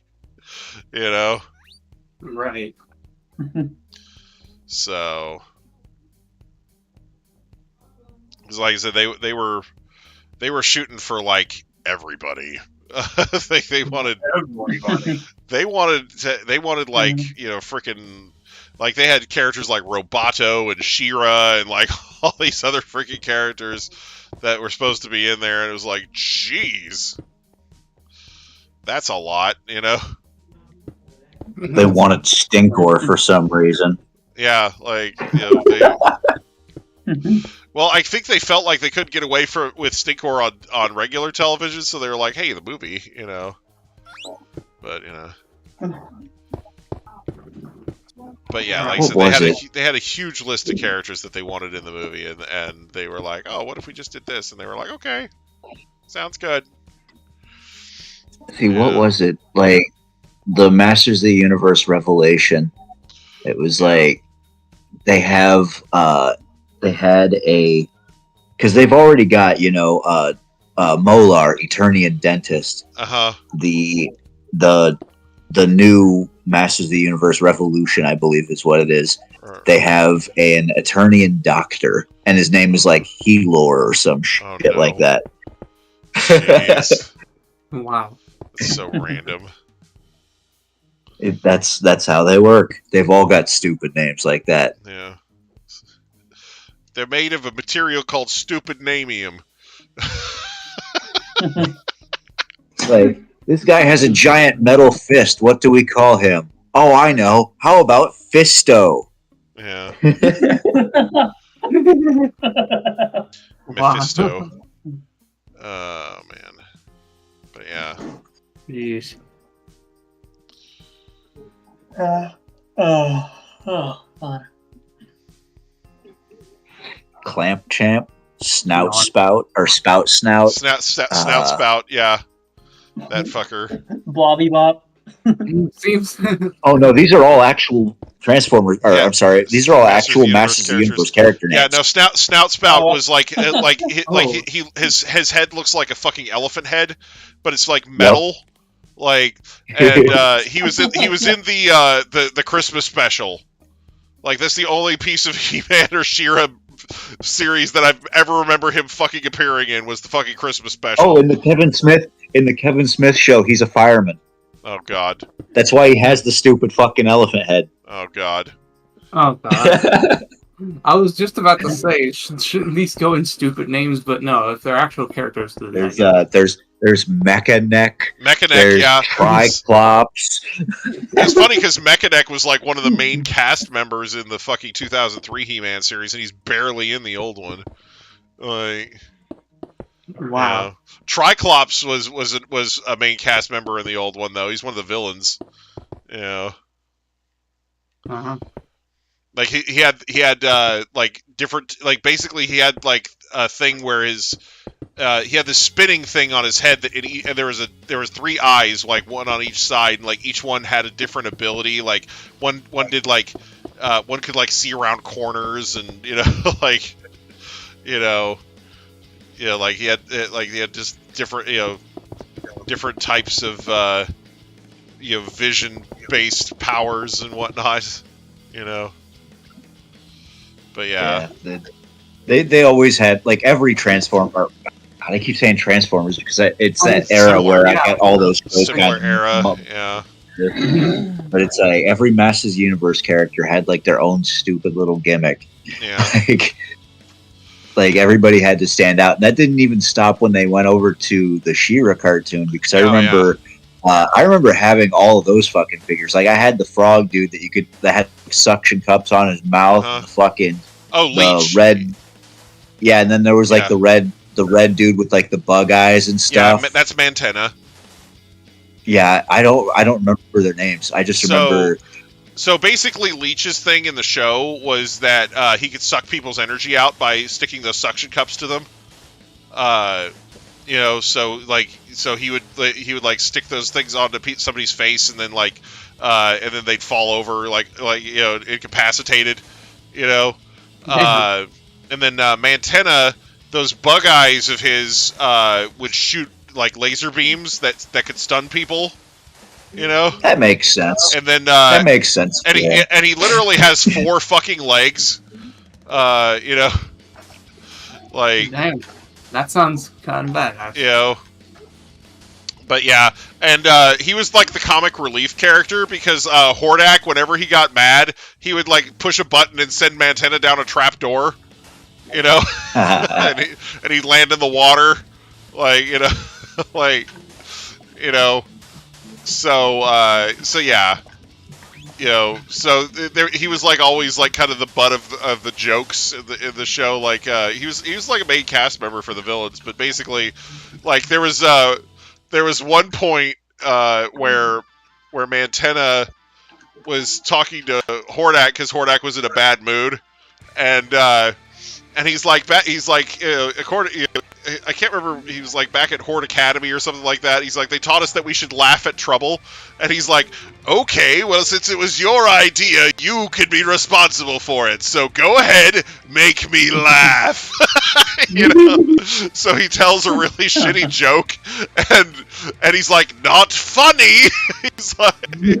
he's like, but maybe if you move just a little to the left, so he moves the other way, and he pushes the button, and he drops him down the trapdoor anyway. And he's like, now that was funny. Not funny. Didn't laugh. But yeah, it's just... that meme, not funny, didn't laugh. But yeah, oh man, but yeah, no, just the constant bullying Mantenna by Hordak. That's ridiculous. Hordak just constantly bullying Mantenna. It was like one of the constants throughout the whole show. Like, I think there was actually an episode where Mantenna actually got his fucking revenge and dropped Hordak down the trapdoor. Like he was sitting there, and I think Hordak was like fighting somebody, so he was distracted, and Mantenna looked over at the button on the throne, and he like just kind of reaches over and he just pokes the button. Karmic retribution. But yeah, it was, you know, but yeah, I think I remember that. I don't know, maybe it's a Mandela effect, but you know, anyway, but yeah, there were some really funny scenes involving that character. But yeah, you know, but yeah, you know, they had some really interesting characters in She-Ra, you know, because by that point they had kind of gotten used to making these kind of out there sorts of characters, and you know, but yeah, like, you know, I gotta say, She-Ra's friends were not nearly as weird looking as He-Man's, like, you know, because like Caps was saying, you had, you know, guys like Boss Man and Roboto and Fisto and, you know, like Lizard Man and like all these just weird, you know, all these guys with weird bodies, and then you look at She-Ra's group and they're all just hot chicks, you know, you know, with various different you know, gimmicks, you know, but like, you know, none of which detract from their amazing figures, you know. Just but yeah, it's like, oh, that's Frosta, she's the hot chick that does ice moves, you know. Oh, that's, you know, freaking Peekaboo, she's the hot chick who's also for some reason a peacock that sees the future, you know. Like, you know, Peacock. yeah, like she has like the tail feathers, you know, and like each one has like an eye on it, and she can see and she like can like do fortune. She does fortune telling basically. She's a fortune teller, you know. She also appears in the Christmas special. She actually has a speaking part in the Christmas special. It's just more than I can say for Snout Spout, but you know, he just has a background appearance. You know, he's like, oh, he was invited to the party. That was nice. You know. Yeah. So who made you the star of the show? Yeah. Who died and let you star in this show? We invited Snout Spout. Right. Right. It's like, why did we invite Snout Spout? Invited this. Invited this worthless fool. What if a fire breaks out while he's here at the party having cake? Get that bitch out of here this instant. he thinks he's 10-10. Oh no. Oh no. Man. Weapon using. Let's see, who was No the most jutsus, useless of those characters? Probably Mechaneck, honestly. Like, if you want the 10-10 of their group, it's probably Mechaneck. Like, he's like, oh, I can see stuff! You know? Like, he's so bad. Like, they have people in their groups who can fucking fly. What is a guy who can stretch his neck like an extra 5 feet gonna do? I know, right? You know, like, they have fucking Stratos who can literally fucking fly. And it's like... I can stand on a really tall chair. Yeah. Yeah, Mechaneck is just so damned useless. Holy crap. Like... Yeah. That's funny. This really makes me think, all this talk about, comic books and stuff, like Western comic books, really makes me think that people will, like, shit on anime all day and say that the power creep is unreal, but have you read Western comics? Like, right? The power creep in there is like 10 times worse than the power creep in most anime. I mean, I've already Dragon Ball. Dragon Ball is probably like the only exception. Dude, in the X-Men comic books right now, Mr. Sinister. In the X-Men comic books right now, Mr. Sinister's clone literally just became a fucking god. Like a god. Somehow, and they're trying to figure out a way to avoid him from beyond time and fucking space. Right. It's like, it's like it reminds me of how like Marvel and DC, especially DC's power creeps, have always been so insane because there's the Galactus. I think this version of Galactus was created in like the 80s or the 90s, but like where he was literally just created. He's already become like a time eater. He can already destroy planets. He eats galaxies for breakfast. Like, the guy eats galaxies for breakfast, and he's the Fantastic Four's like main villain. Yeah. But people are meanwhile here like, sure, Vegeta's blowing up planets and stuff, but back when he did do that. But there aren't many Dragon Ball characters that are... And Dragon Ball's already probably top of the line for overpowered anime characters. I mean, Ainzul Gon solos everybody in the show, but, that's... I haven't watched Jujutsu Kaisen, so... Yeah, watch Overlord. Ainz solos everybody. I want to watch that, but I'm thinking the next anime I'm going to pick up... currently, I'm watching an anime from back in the day that I've never seen... based on my profile picture, or my profile picture's based on it. But I don't know. I'm watching Lane currently. Serial Experiments Lane, which is a very interesting anime. I've only seen one episode. Yeah, Lane. Yeah. I really like it.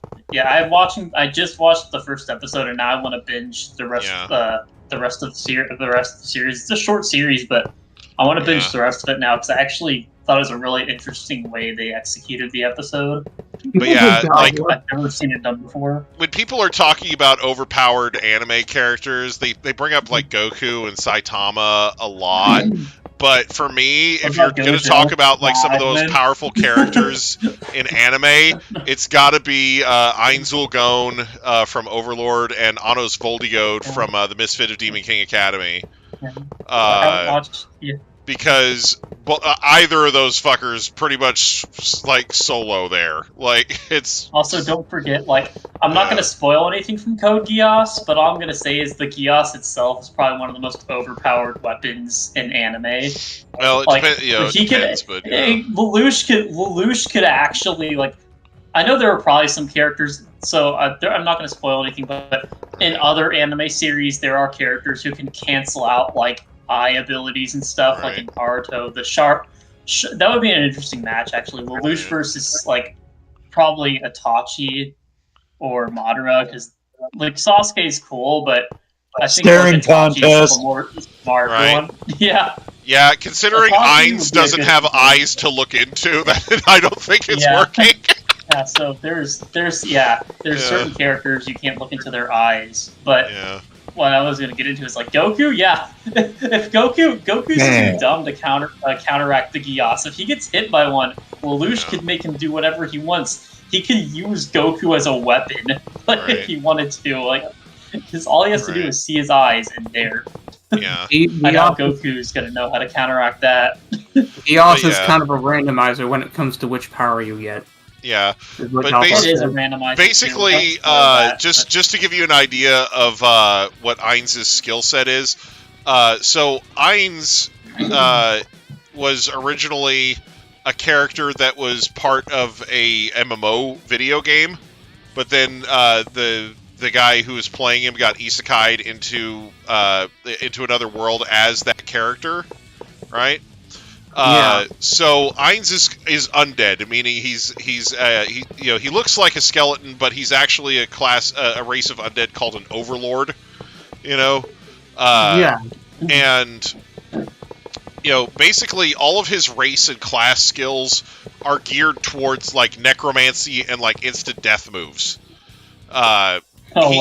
So he has awesome. He has a skill called the goal of all life is death. And basically, I need to watch this now. Basically, what this skill does is it strips everyone in the vicinity of any resistances, whether they're natural or based on an item that they're wearing, to instant death attacks. Yes. And then that's basically what his whole repertoire is a whole shit ton of instant death spells. He's got spells like True Death, Grasp Heart, Cry of the Banshee, that are literally all designed to instantly fucking kill a person. He has a passive hold up. skill. Cry of the Banshee? Yeah. Yes. That's a fucking song by Brocus Helm. I love that song. Right, but he has a passive skill called Aura of Despair that literally insta-kills everybody around him.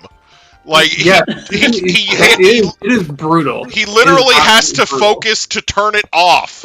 You know, like in the first episode of the series, after he gets isekai'd, he's meeting with all of the guardians who are level 100 NPCs, and he's so nervous during the meeting that the aura is just blasting full power the whole time, but all of them have resistance to instant death attacks, so none of them die. So.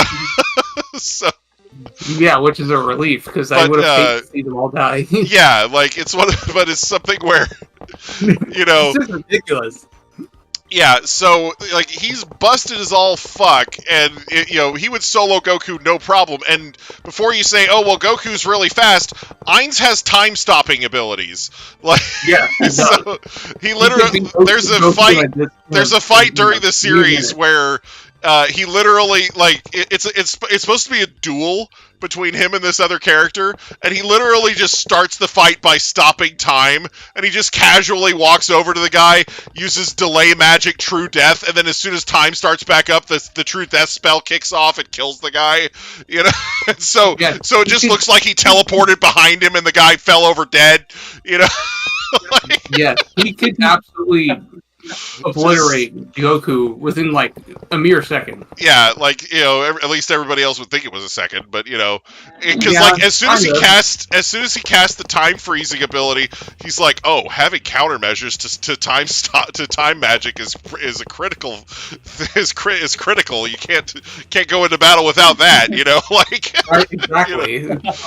You know, for him. But you know, and then you have Anos Voldigode, who, like, this guy literally has a fight with the god of time, and like the god stops time.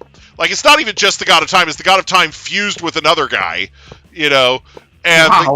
and he stops time, and Anos is like, "Oh, did you think stopping time would be enough to stop me?" You know, and then he teleports behind him and stabs him through the heart, and he's like, "I killed him," and Anos is like, "Did you think that killing me would be enough to kill me?"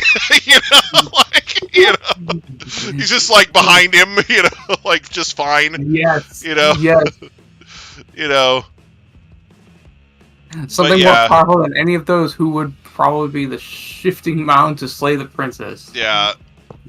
Yeah, I just recently saw somebody try to play Slay the Princess, so I haven't seen too much of that. But yeah, I've never seen it. So, but yeah, there's a point in the series Overlord where Ainz is facing off against an entire army, like. And, like, one of the flanks of this army, about 70,000 people, charged him all at once. He cast a super tier spell, and they all died instantly. And that wasn't even the spell itself. They were just the sacrifice for the spell itself, which was summoning 5 creatures. You know? So he literally just tributed them all to summon shit, like he was playing fucking Yu-Gi-Oh! Like playing mind games against the crew. You know? Like sacrifice the opponent army to summon. Yeah. He's like, I sacrifice all of your monsters to summon. You know, like, I sacrifice all of them. But yeah, like. Leela from Who's Leela could also beat him, since its entire existence is a question of who's Leela, making anyone who is aware of it is or immortal. Right. Here's the thing. Like I said, you may have missed this part of the conversation, but Ainz has a skill called the goal of all life is death that strips anybody that he's fighting of any resistances that they have to instant death attacks. Yes. So regardless of what kind of immunity you have to dying, Ainz gets around that. You know? So, you know, Leela's not alive. It doesn't matter. He uses it on a construct and an undead.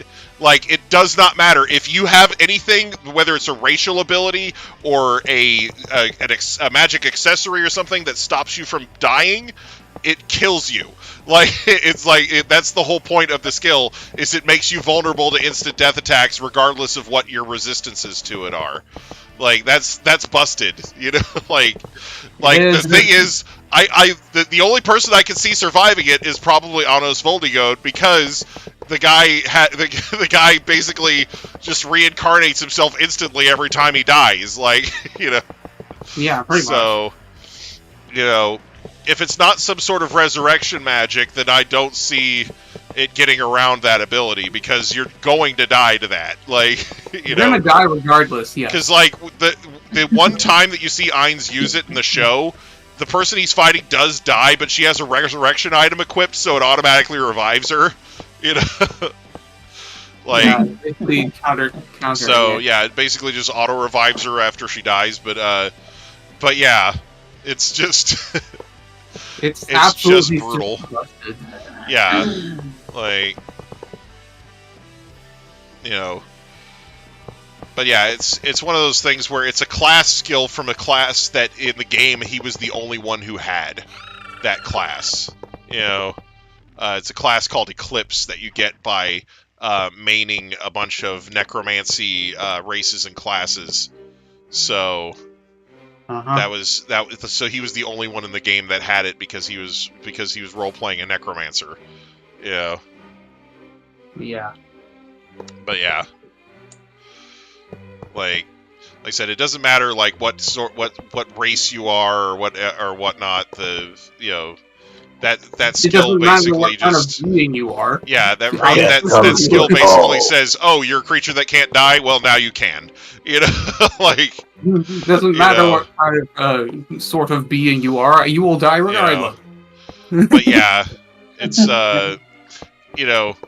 And his favorite spell is the 9th tier spell, Grasp Heart. My character sheet says I'm literally an immortal. Yeah. But yeah, but like I said, his favorite spell is the 9th tier instant death spell, Grasp Heart, which looks really cool, because it basically looks like he's just grabbing the target's heart and crushing it. If the target has a resistance to instant death spell, to instant death spells, then instead of killing them, it just stuns them. You know, like, yeah. So, but like I said, with power that prevents them from dying, doesn't mean that they're not immune to their effect. Yeah, but with the goal of all life is death, he could get around resistances to instant death anyway. Yeah. But like Grasp Heart, it's the first spell you actually see him use in the series besides Gate, which teleports you. Like, you know, he technically... Actually, no, I take that back, because he uses some other spells first. Like, he uses create item, like greater create item or something like that. First, but like the first combat spell you see him use is Grasp Heart. Like, he's the first time he decides to kill somebody, he's like, oh, you know, I want to check and see if my spells work against the people that live here. Oh, Grasp Heart. Oh, okay, that died. You know, like, he's like, I was thinking of running away if that didn't work. You know, like, you know. But yeah, just brutal. You know. But like I said, it's just one of those things where, you know, ultimately, when you're talking about fictional characters, like, because there are shows that like to, there are certain groups that like to do, you know, oh, what if so and so fought so and so, it would end like this, and it's like, you know, you can put all of the fucking, you know, quote unquote research that you want into this shit, but honestly, what ultimately matters is when it comes to a battle between two fictional characters, the answer as to who wins ultimately boils down to, it depends on who's writing the fanfic. Yeah. You know, because it's all going to be based on a writer, and you might not agree with what they write, but it doesn't change, you know, it doesn't change what ends up happening, you know, like... It doesn't change anything, yeah. I want to hear something dumb. You know? Death Battle, like I said, they've always been really stupid scripts. One of my favorite death battles, but at the same time hated for a reason, is Lucy versus Carnage. And here's the reason I love and hate this one. For one, those are two of my most favorite characters in fiction. I really like the character Carnage. I like the character Lucy from Elfenlied. I think they're both really cool characters, and it's fitting that they find each other. But an issue I have with it is, at one point, one of the analyses they make on Carnage is that at one point in like a certain comic story, he infected a whole. Like I actually read that one before; it was pretty disturbing. The one where he infects like an entire village. But basically, if this version of Carnage were to cut you, simply make you bleed, he could enter into your bloodstream and infect you. And the thing is, at one point in the fight, they animated it to where she gets cut in the leg, and they even focuses on it, so it makes you think she's going to get infected. Never once did they say she has a power where she can get rid of stuff like that. She does have a thing where she can melt. That was in the manga, never in the anime, sadly, because they never finished the anime, which sucks. Right. But that's besides the point. She never once tries to melt away the Carnage from her, but she still wins. Now, I would agree with the fact she won. She is stronger than Carnage for a technicality. I just think it's stupid how they focused on that and didn't do anything with it. Like, some of Death Battle's animations are just not... I don't really like the sprite-based animation. Right. Thankfully, that one was sprite-based. Right. Yeah, so... You know, I personally think that, you know, it's kind of surprising that they had the Eastern character win, because usually they have a heavy bias towards Western characters. But you know, but I guess they gotta throw the Eastern characters a bone every once in a while, or people will start saying, "Hey, wait a minute!" It's like clamoring if not.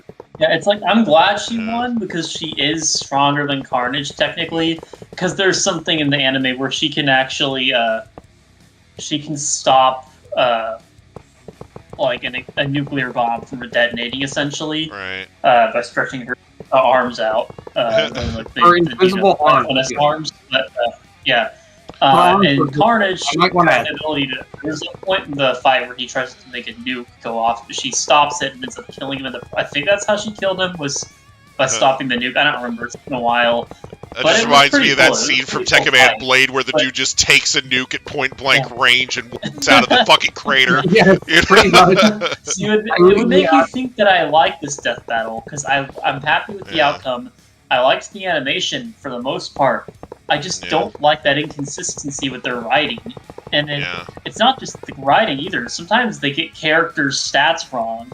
There's actually a channel I found called Seth the Programmer, and he actually does Death Battle debunked videos, and I love those. Oh, good. He rips hard into them with all the inconsistencies and stuff in their videos that are they have a bunch hated. of them. Like, there's like... One of the things that I think really sucks is that when they were doing the Goku versus Superman one, they were getting to Goku's stats, but they're like, oh, in this part, which is basically like a filler part anyway, where Goku has like the weights on, and he's training in Otherworld while he's dead.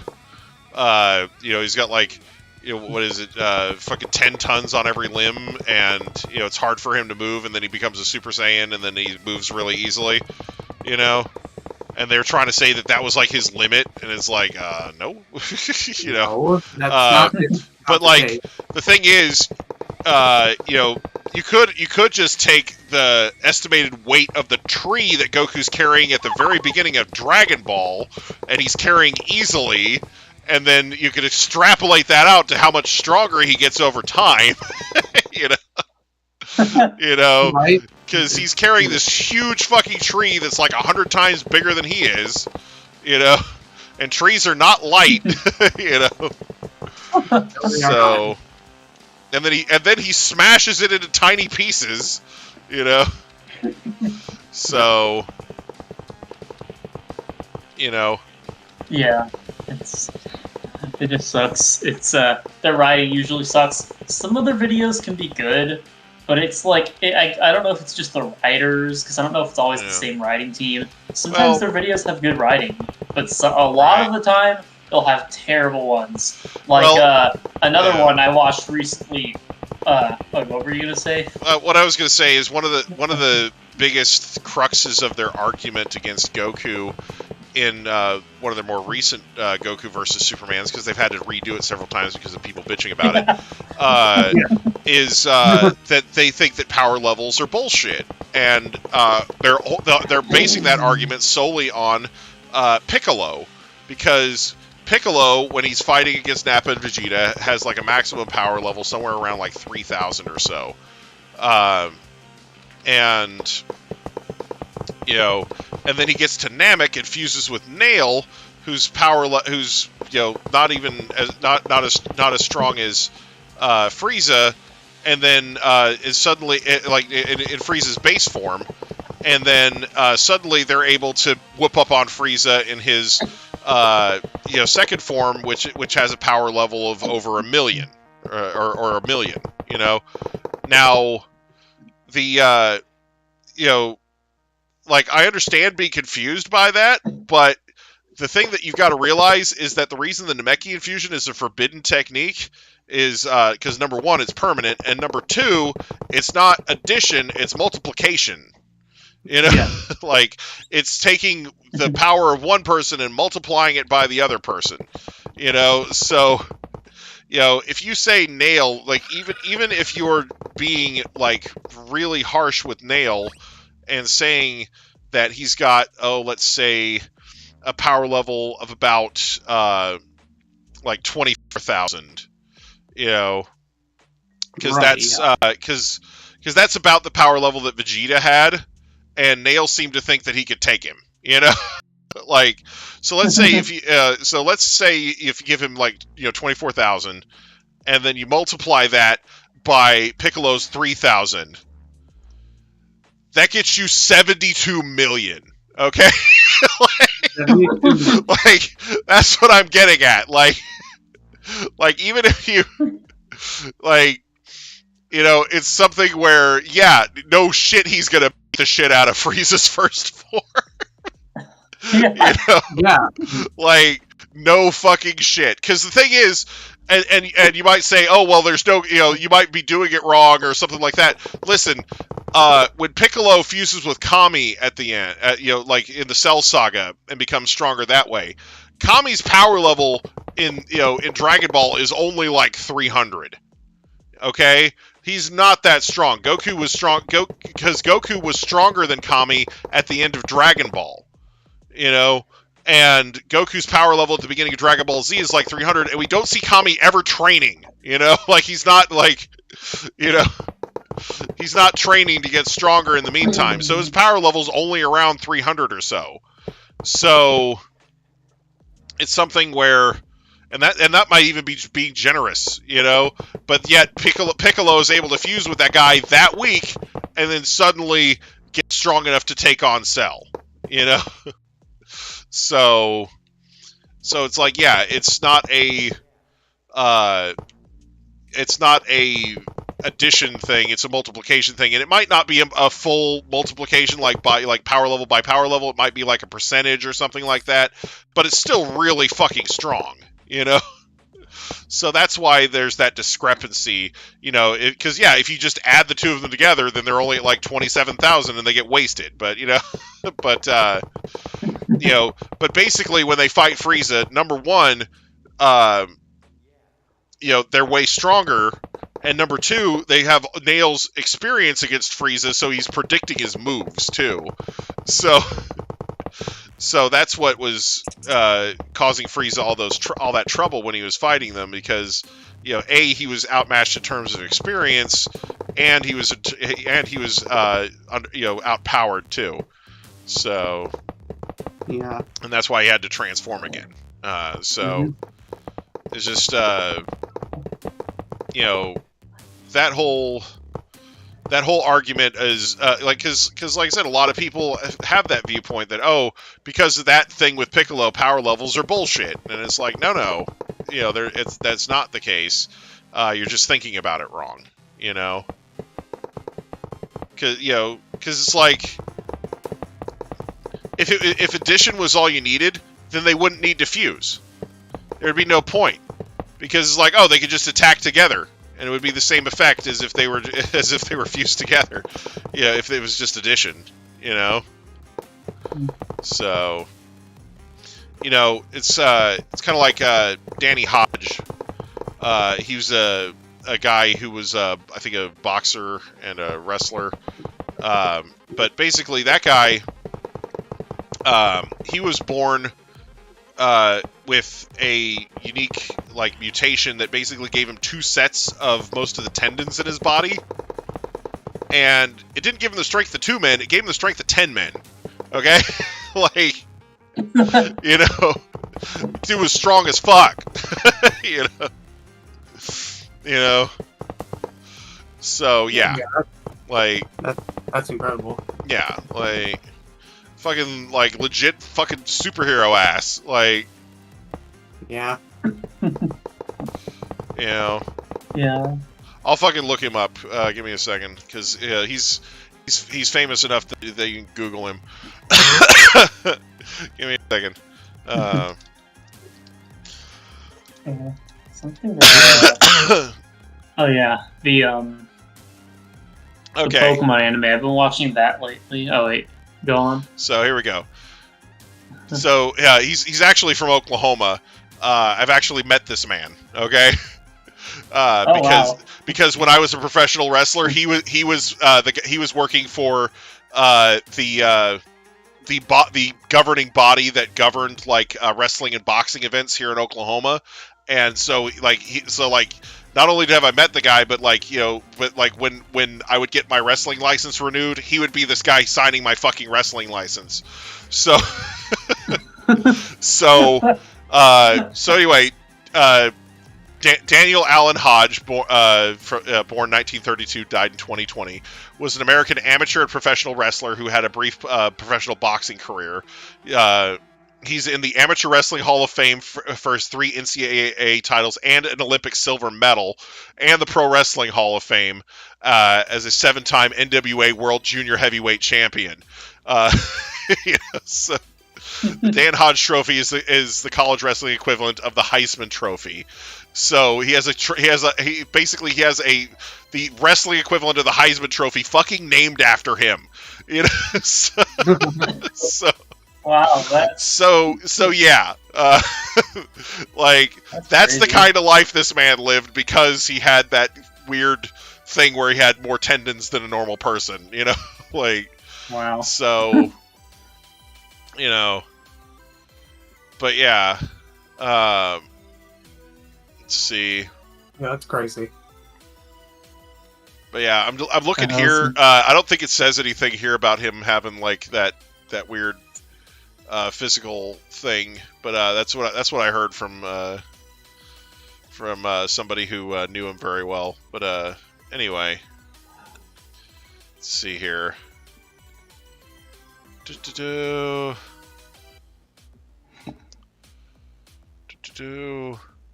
He's made appearances on WWE Raw in 2005 and 2012. So yeah. Anyway, but yeah. Anyway, so yeah, he was a big deal. So you know, but yeah, that. Like I said, that's you know, and like I said, I'm not going to say that all of his success was due to having like a a different physique, but like it helps, like it's something where they people were trying to get Michael Phelps banned from swimming because he had a higher than normal lung capacity. Oh, he has like a genetic mutation that gives him a higher lung capacity. It's like, well, fucking good for him. Maybe it sounds like he might be good at swimming. Yes. Like, like fucking haters. Like yeah. And hell, he's wasting that lung capacity smoking weed anyway. Like, right? I feel attacked here. No, I'm just saying, like, if you're going to be involved in a sport that like prizes itself on lung capacity, maybe smoking isn't a great thing for that career. Definitely, Yeah, I was just joking. Like smoking anything, not just weed, but I know. I know. I was joking. I was just kidding. Constantly inhaling random smoke particles and coughing a bunch. That's gonna really help out your breath holding time. Yeah, no, that's right? that's the type of thing that you could probably do golf, not like golf or like fishing, probably, or like the sports you could do a few. Other than that, probably not anything else. I mean, fishing you can fucking do while you're fucking drunk. So yeah. Yes. It's like that old big bass over here. Oh. Like that old Jeff Foxworthy deal. It's like, if you've ever been too drunk to fish, you might be a redneck. Exactly. I think this might be in the wrong spot. Give me a second here.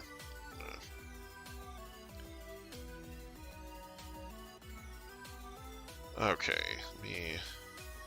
I was able to fish until they removed it in the year of 2022.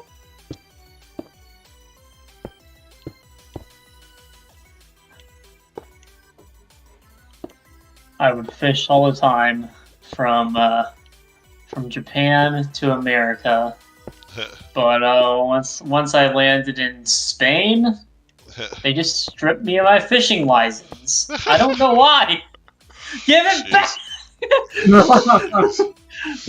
it back my fishing line, damn it. Give us back our fishing licenses. I want to catch Shelder again. Oh no. Yes, I want to catch the cum dumpster named Pokemon. God. Yeah. Honestly, fishing. I personally was getting a little tired of fishing mini games in like literally every JRPG ever. So I'm glad that they kind of backed off a little bit.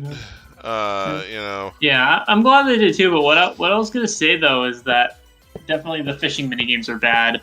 For Pokemon, I think it makes it more rewarding because there's like the chain catching, which was really great. Yeah, but that wasn't there since the beginning, though. But, yeah, I know it was in Gen 6, but I can understand that later gens it was like Gen 7 and onward. The fishing was like you could only do it in certain spots, which was already telling you, oh, they're going to get rid of fishing, and then they did it. Right. And the thing that upsets me, though, is now that they have the open world setting, I think they could bring fishing back as like a pastime you could do in the game. Because that's what I was hoping to see in Scarlet and Violet, because they were going to be open world, and one of the only open world games out there that lets you fish is Red Dead Redemption 2, which is actually a pretty good game. I like that game. I think it tells a really good story, and it's definitely the best game made by Rockstar, hands down. I think I don't even like many of their games. I think they're all right, but the only Rockstar games I actually like are GTA 4, GTA San Andreas, GTA 5, and Red Dead Redemption 1 and 2. Mm-hmm. But the reason I quote 2 is because it's an open world game, which has just got a lot of crazy stuff in it. But one of those things is... In fairness, you named almost their entire library of games.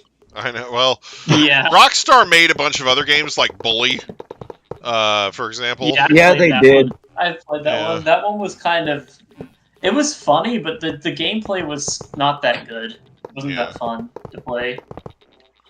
Too many mini games. Right. But yeah, man, it was edgy. I liked it. I think that's funny. Really it. I think Rockstar really just kind of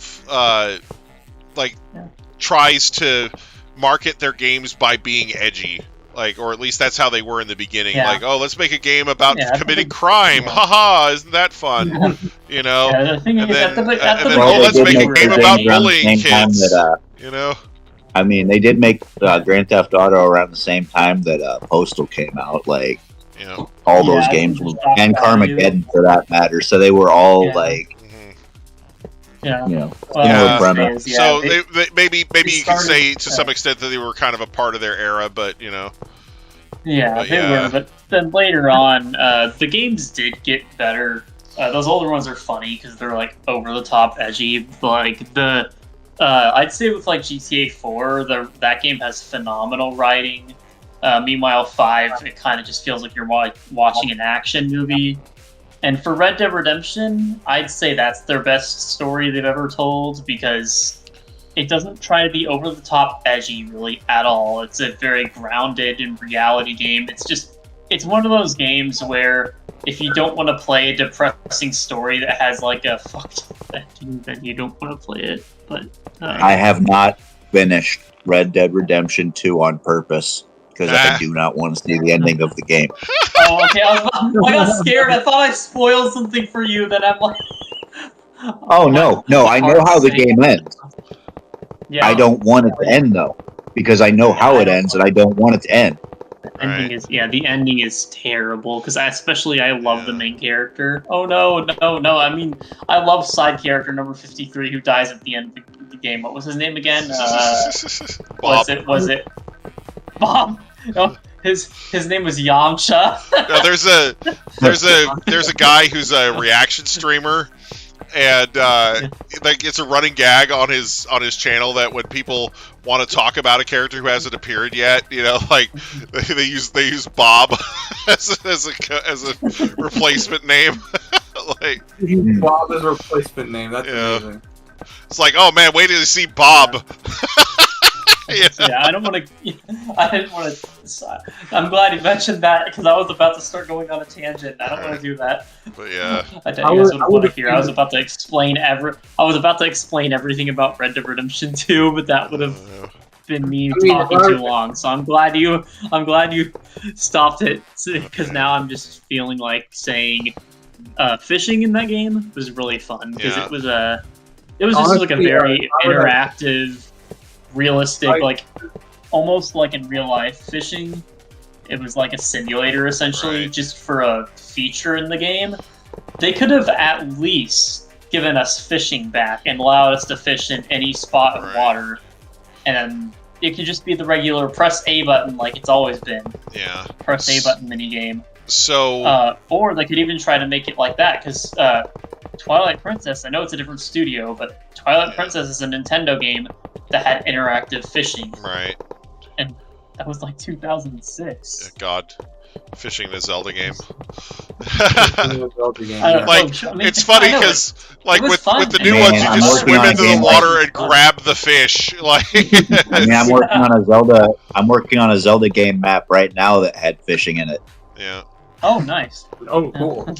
But yeah, there's. Well, no, I mean, Link's Awakening had a fishing minigame. Yeah. It wasn't much, but it was a fishing minigame. Yeah, it was. But anyway, there's so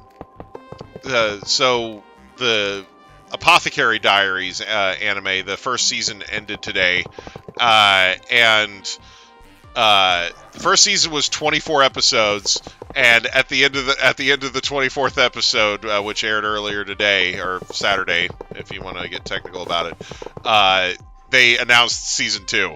Like they're like season 2 confirmed for 2025. Like. So it's like, damn. Because, like, normally it takes a while, like, I haven't seen that, like, where you get the confirmation for the next season at the end of the season you're watching since My Hero Academia. Because they've done that literally every season of My Hero Academia, where on the last episode of the season they'll announce when the next one is. Right. I mean, they could do that with some American shows these days. Yeah. Like with the way they do their orders, because usually with a lot of cartoonsies, the way they do it now is they'll order like 2 seasons of the show, and so like they could do like if the first season gets well received enough, they could be like, well, season 2 is already on its way. Yeah. But they don't do that. Right. It's just reassuring when you get that message at the end of the season. Yeah. And it's like, yeah, don't worry, there's more. We're working on more, don't worry. But yeah, Apothecary Diaries is so fucking good though. Holy crap. One of the things that I really love about the second half of the first season is that there's this character that they spend a whole bunch of time, like, literally, like they're like feeding you little bits of information about him, and it's kind of making you like hate him, And then they finally just give you the whole fucking backstory, and it's like, oh my gosh, he's like the most tragic character in the show. You know? And it just completely flips your perspective on the guy, you know? But yeah. You know. Also, I wanted to say something about that streamer person who was mentioning Bob earlier. I wanted to say something about it, but I forgot. Oh, dang, sorry. I remember now. If I was that person, I would have used Joe. Yeah. But basically what brought it on is he's like, listen, you know, if you're talking about somebody who hasn't shown up yet, then I'm not really going to know who that is, and I'm probably not going to remember it when they finally do show up. You know, he's like, you can be like, oh, Bob does this and Bob does that, and I won't know who Bob is, you know? So people just started using Bob as you know, like, to talk about people that aren't there yet. You know? Yeah. You know, so it's like based on that. Wait till you get wait till you see till Bob gets here. Until Bob shows up. Yeah. I can't talk. My brain is unbraining. But yeah, let's see. Because yeah, we're getting towards that point in the season where a bunch of seasons are going to start ending, you know. And you know, I'm like looking over at Marshall, going, "Yeah, what's your finale going to look like?" You know, because you know, right. Because Marshall had some good shit this season, except for the opening theme. But yeah. Oh man, if you haven't seen Marshall, it's basically Saitama from One Punch Man infiltrating Hogwarts.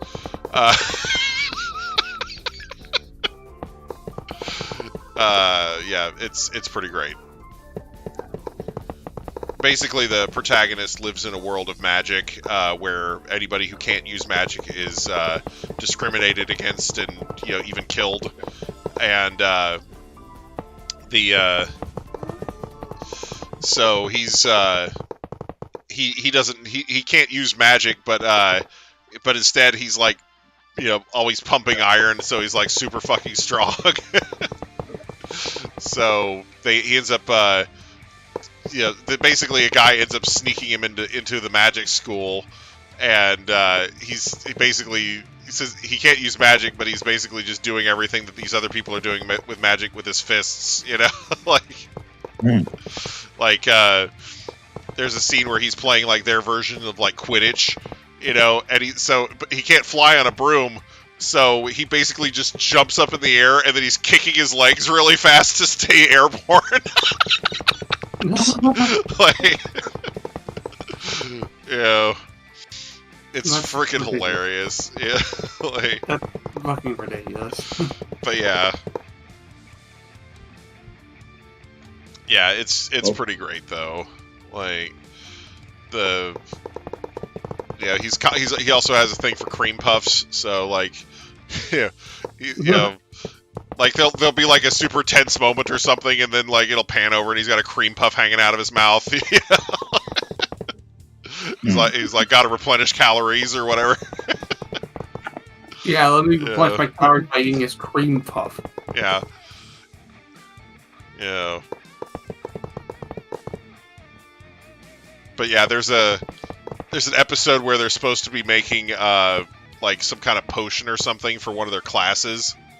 And, you know, they're supposed to be using mandragora as an ingredient.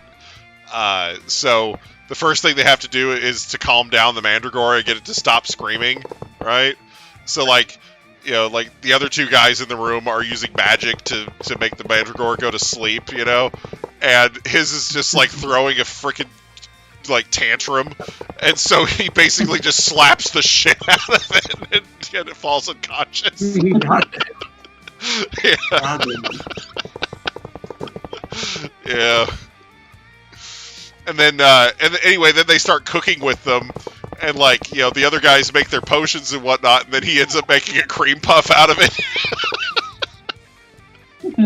Like, and then like, one of the guys is like, no, you got to do it like this. So he like starts guiding him like step by step through the process, and he's like, I was watching him the whole time. How did he get a cream puff again?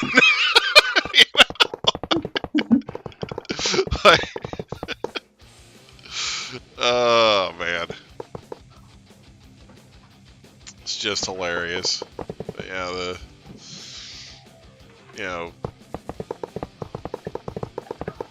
but yeah, I like the humor of it and everything, and it's and the fights have been pretty good too. Like just because when somebody fights that guy, they're gonna get punched. That's basically a given. They're gonna get freaking decked.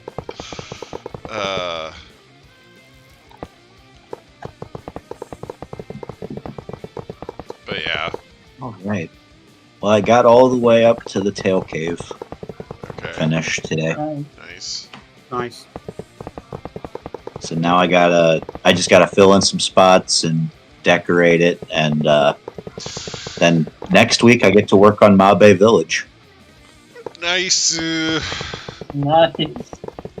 Sweet. So this is the link to the. Is this the Link's Awakening. the Game Boy Color game? Yeah, Link's Awakening. Yeah, this is the Amazing. I love entire that map. game. Yeah, this is the Entire entire so map. cool. Fucking map. That is so cool. I'm gonna open Minecraft. I'm gonna join the realm for whatever time we have left. Right. Sure. Hopefully another hour in there or so. Probably.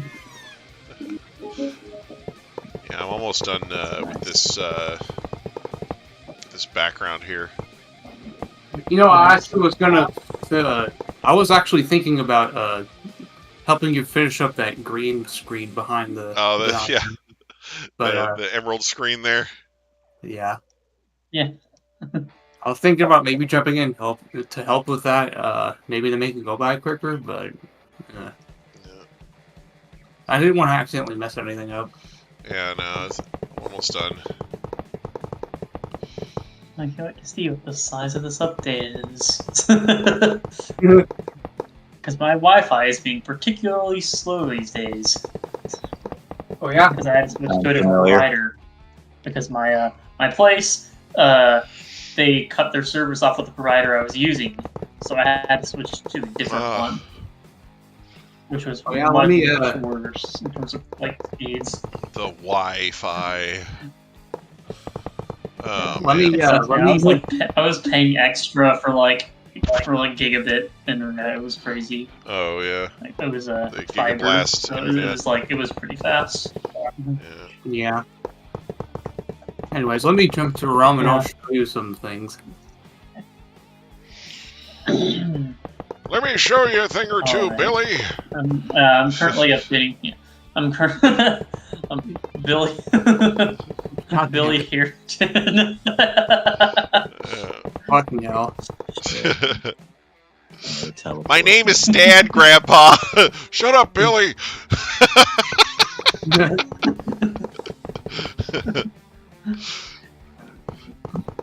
Is he the real boss of the gym? No, of course, Van Darkholm is the boss of the gym, according to Pokemon Clover. Yes, exactly. Van Darkhold.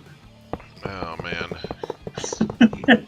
He's like the best boss. I don't know. It's so hard to say who's my favorite gym leader in Clover because there's so many good ones. But I think at the top it has to be Broly because Broly.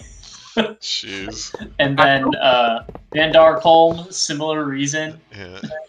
And Attention, and then there Internet! has to be number Diaboromon knows when, Broly! Yeah, it's, yeah. I still think my favorite new Clover character is going to be Chief Wampum. Uh-huh. Like out of all the new, nice. Oh, cool. just because I like his look and I like the casino. Mhm. Yeah, I can't wait to Yeah, see. my 'Cause I like the stands it being Cold Steel for me. But yeah, Cold. I was gonna say Cold Steel. Cold Steel is my most favorite, but in reality, my most favorite is Brock. Just kidding. I actually think Brock's pretty funny because it's just Brock. He's right. just there. And then when you talk to him afterwards, he's like, "What? Did you expect Misty up next?" Right. And then he comes back into the canon later, and he's like friends of Snoop Dogg, and they're both smoking weed together. Oh man. And then he moves into Snoop Dogg's island. Rock Jeez. hard. It's pretty much how the story ends so far. Though I have a feeling their stories are going to be brought even further through the Battle Channel. The reason I say that is because everyone at this point pretty much knows that they were going to be rematch bosses. Yeah. I found a book with a paw on it. Well, things are going to be a little different, like after 2.0. Like it's not necessarily rematch bosses anymore. Yeah.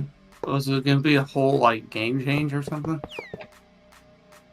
Oh no, we're doing. I told you guys, it's like a world tournament style thing, Yeah. similar to like what they did.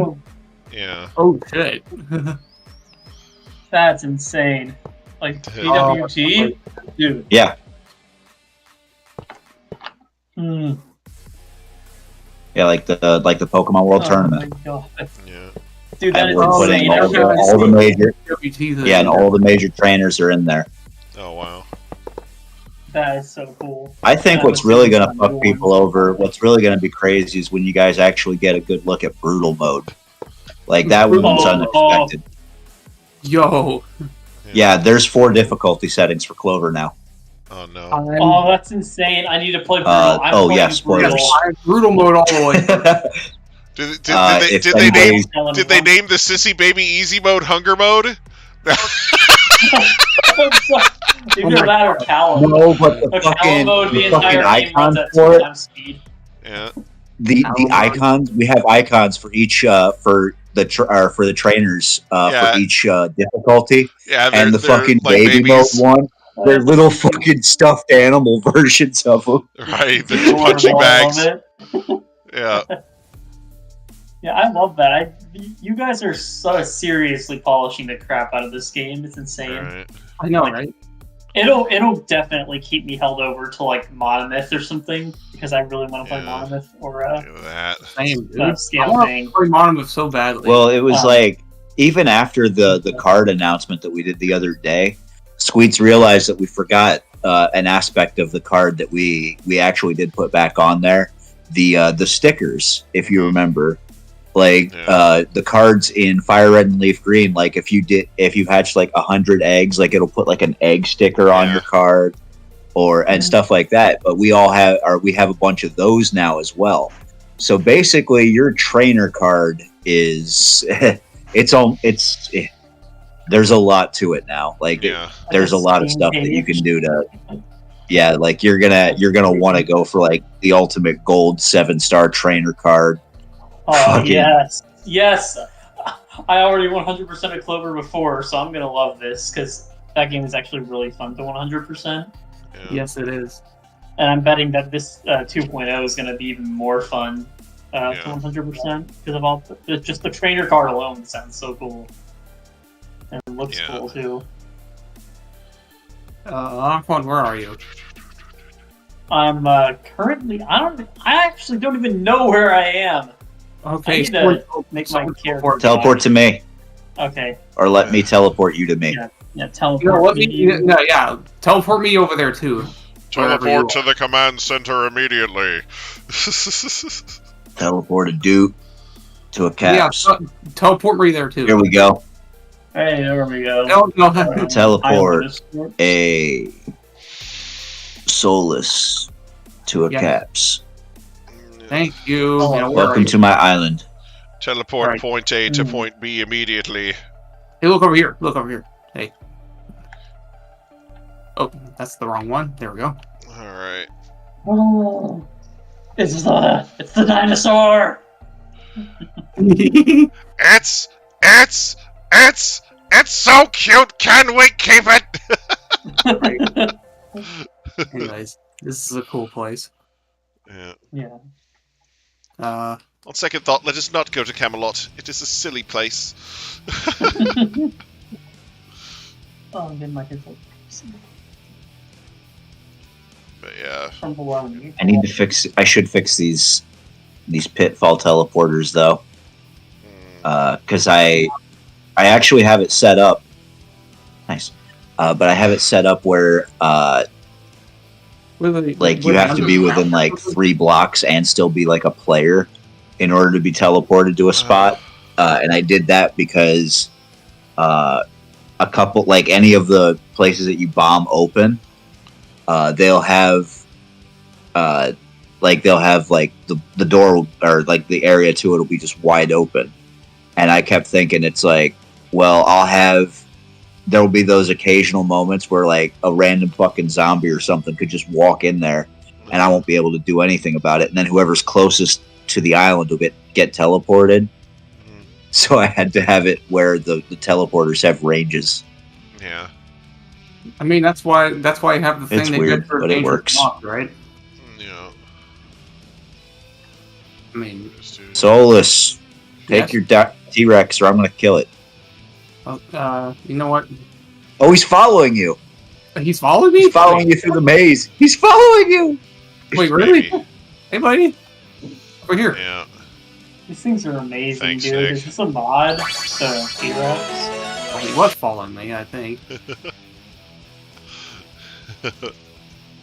What's that dripping from his mouth? Oh, I tried to kill him.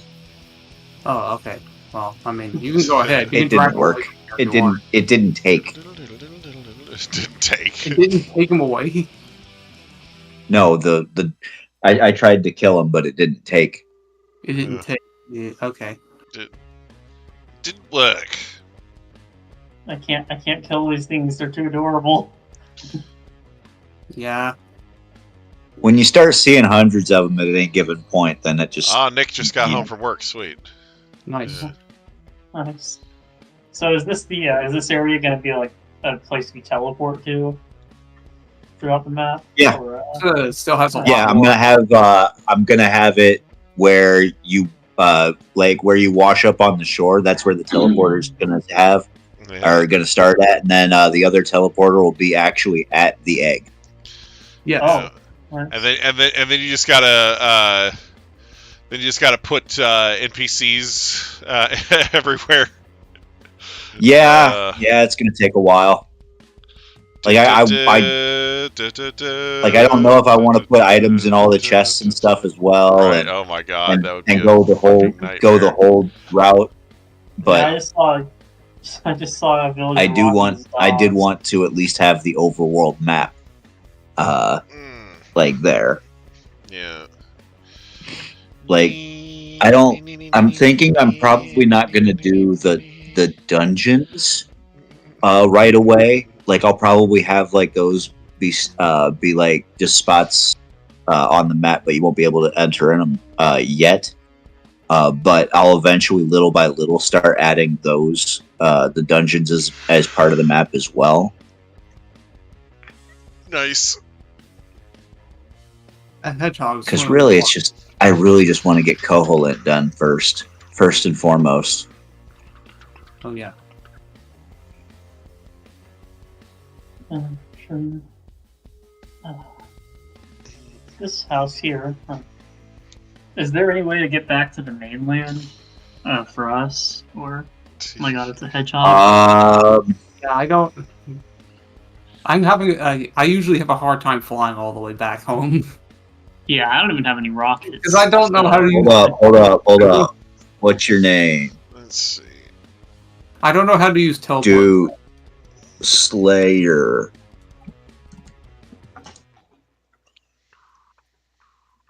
I don't know how to use What is teleport commands. 23, 64, negative 93.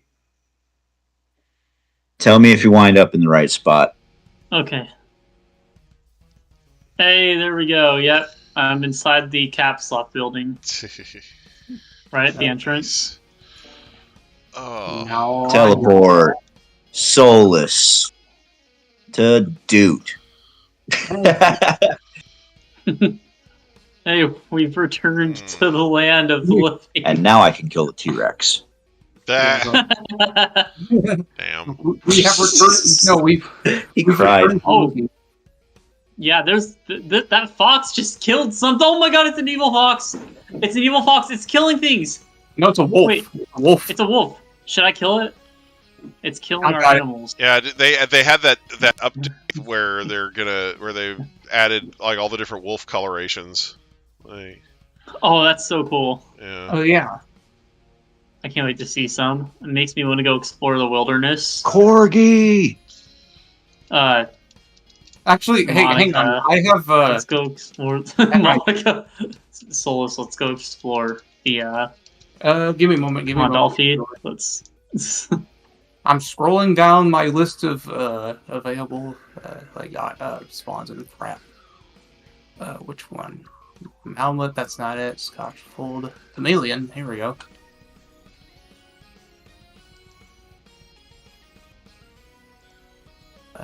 But yeah, hunger. They added a paid Oh, I didn't mean to do that. add-on this week that gives you your players Explore the mechs. wilderness. Like you actually got mech suits now in this game. There's mechs in Minecraft.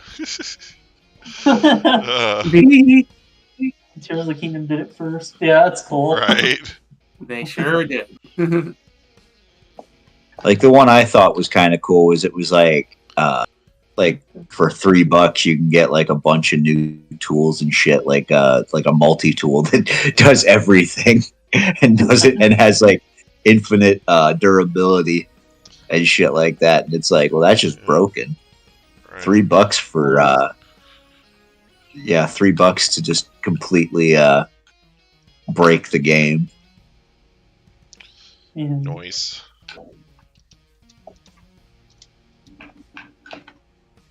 I should get that unlimited wool one and then check out all the different wool colors and see if I actually like that or not. Right. Yeah, I'm surprised there aren't any wolves up here. It's probably because someone just drew them out. And made Oh, them just out wait. themselves. Just wait until the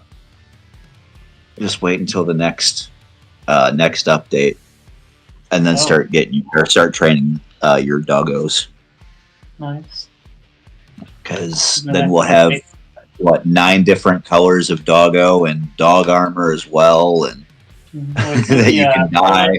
Are the colored wolves here yet, or no? No, that's the next update. It's going to be 1.20.8. I want to say is what's actually going to be called like the armadillo update or some shit like that. But it's actually supposed to give us the armadillos and the wolf armor and all the wolf variations. Where did you go? Like, I saw a video the other day. Some guy was bitching about the mobs and made a good fucking point about how like the armadillo mob, nobody voted for it. Like nobody voted for the armadillo itself. They voted for wolf armor. And it's like the armadillo itself as a mob is practically fucking useless. Yeah. Like outside of, running or chasing it around and scraping it every once in a while, it does nothing. Yeah. Where did you go? I lost track of you. I'm back in the main area. Near like the All I think right. it's the caps lock building. I'm not sure. I'm Pretty sure not it is, following. actually. I'm near the Coliseum. So yeah, caps lock building. I'm not gonna climb on top of the Coliseum because that's just death. Yeah. It doesn't do that anymore. I actually got little, rid of its ability to Little explode you. they have little like moles or something, or like they're like some kind of rat. What is that? Like a Explodia? hamster. That's impossible. No one's ever been able to summon him. Wait, what are you talking about? Rats? It's like the hamsters or whatever that I'm seeing. Oh, those are guinea pigs. Those are guinea pigs. Yeah. They're everywhere. Yeah. There you are. Explodia! Obliterate! Dragon rides, off switch, on switch. Wait, what's this do? Gee, Dexter, what does this button do? On switch. Here we go. There he goes. Use the aunt switch. Oh my! That's hilarious. I love that. Okay. Okay, turn that off. That's hilarious. And hey, it doesn't affect us since we don't lose our... Oh, God. I died again. Forgot my elytra needs to be repaired. Yeah, we don't take any... we don't lose our stuff when we die. Yeah. Yeah, it's not... Wait, are you at your house? Yeah. Flying all the way back. Where the hell? The one that had all like Undertale souls.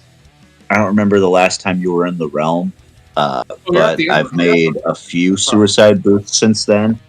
Like I have one that can freeze you to death now, and like one that can basically suffocate you in the vacuum of space. You know, shit like that. Nice. Is that a capybara? Yes, it is. Oh my god. Yep. They just have all the best animals. Yeah. Yep. And the chameleon. Look at that. It's Yoshi. Even though he's a lizard. You know, there actually is a green T-Rex. Or a dinosaur. Oh wow. There you have Yoshi, my favorite Pokemon. Or someone call him a green Charmander. I also like Yoshi, the Legend of Zelda character. Yeah. Speaking of Link's Awakening. You mean that character from Dragon Ball? That's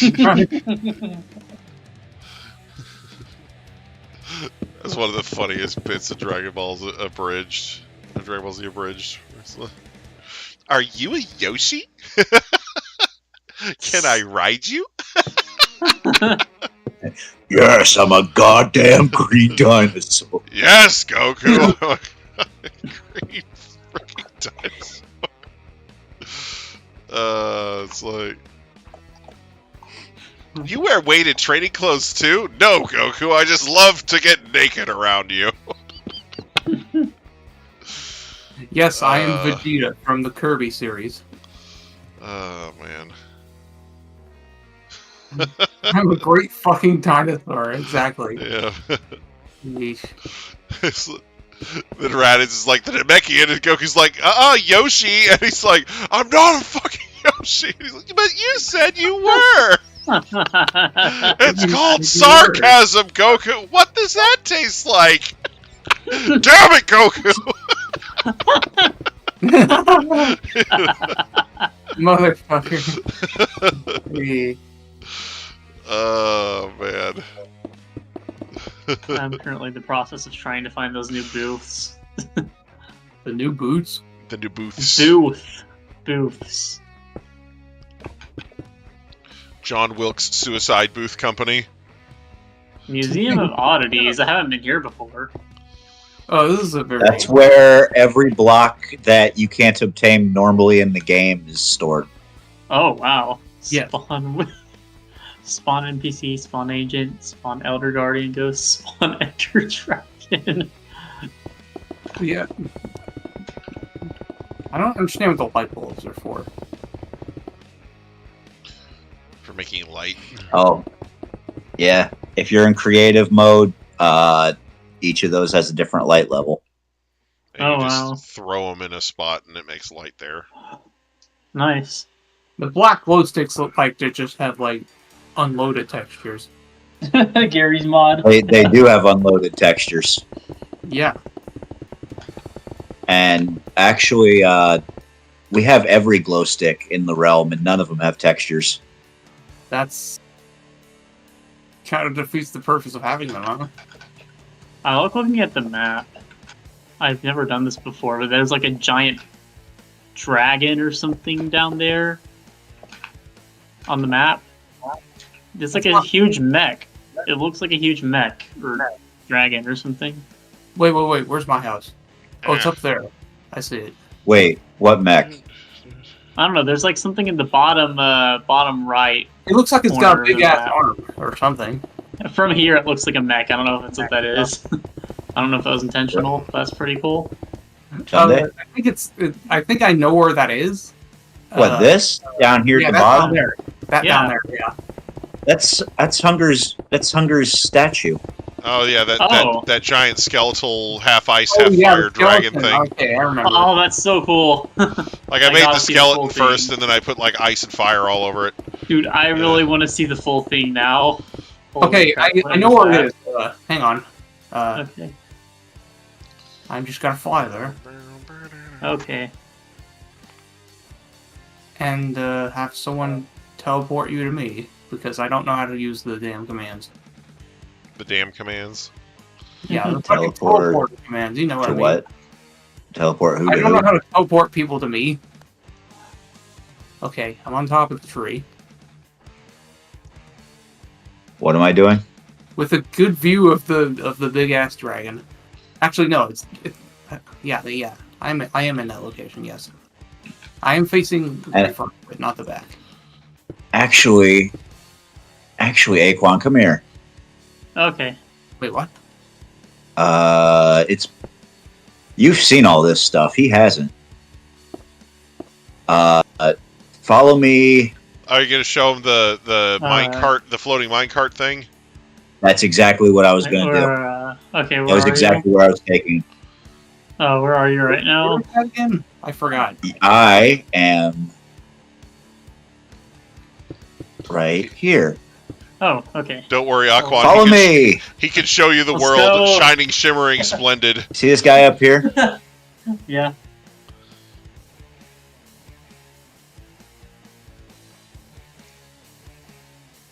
Leaving me out of the party. What kind of... Come up A here. whole new world. You don't have creative mode?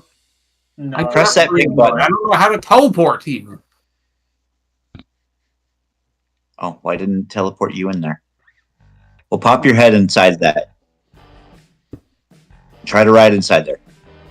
In the cart? Why didn't it work? Why didn't it work? He didn't I pop thought- inside of it.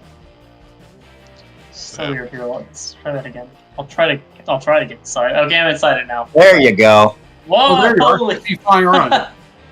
Yeah, Holy crap, the I'm lag. flying.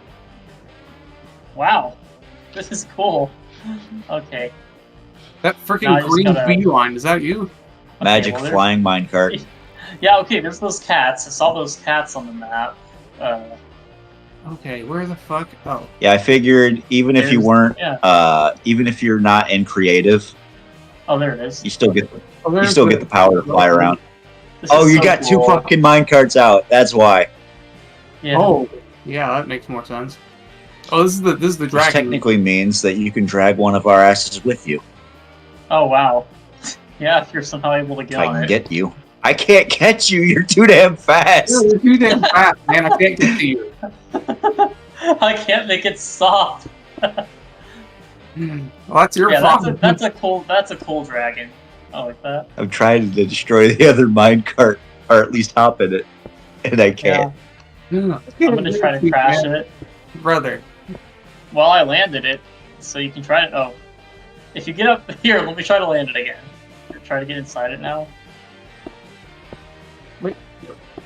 Keeping it landed as much as I can. Okay, let's go. Yes, we're in like a car ride or something. This is like a hyper advanced. Wait, are you Are able we to stuck control it together? too? Are we I stuck? think, We're stuck Yeah. together. yeah. Here I am, stuck in the middle with 'Cause you. you're able to move it too. I think. Like try moving it. Guys, come back. I Yeah, want to be it's on like- a party. It's letting you. I'm move just it, heading too. straight down. This is That's like, really great. trippy. This is very trippy, right? Like, jeez. Wait, let me in on the right. Yeah, I had to hop out. That was Soul- weird. Souls is like, come back! Don't forget actually making Zoidberg! That was making me get motion sick. I don't want anyone else to hop in. I'm gonna try to have just one. But they're both stuck together. Yeah, I have is the another. issue. I forget where it is. I have another spot where it just teleports Oh. you straight in there. Huh. Yeah. Oh, I see. Yeah, they are stuck. My life is busted. Time to die. Guess I'll die. Yes, I'll die. Yeah, okay, I'm getting off this piece of crap. Jeez. Oh, it's near the boggly tree, by the way. I just dropped it off there. You can break it. You're in survive, or you're in creative. I'm on creative, yes. Wait, I can destroy it? Really? You can break it. Okay. Well, one of them's destroyed. I'm gonna leave the other one there. Oh, God damn. Alright, that's enough Minecraft for me tonight. Yeah. I think that's enough Minecraft for me tonight. Eric. Is that Eric Cartman? Yeah. Eric Cartman and your Eric and Cartman impression is on point. Yeah. Yeah, Solus, you rarely show up, so you don't even get to see all the spells that I make or like any of that stuff. I got to see the yeet spell. Like I know it's been a while since I've done anything, but yeah, I still, know. like, I mean, Yeah, I'm gonna start showing up to these more often now. Yeah, More I'm positions gonna if try. I can. I'm gonna try to show up to more of these as well. like you missed the entire like week where I had a dolphin launcher. Oh wow. Oh, the dolphin. That was a good week right there. I forgot about that, honestly. Yeah, I tend to forget some of the random shit that I make for the realm too. Wait, hold up. Huh? Oh my god, that's cool. Hold up. I just found a fucking witch's hut that's attached to a fucking desert temple. Like it's really? a witch's hut that's like in smack dab in the middle of a desert temple. Really, just in the center of it? Like It's it, a like it witch's just hut like attached to a Pizza Hut. All right.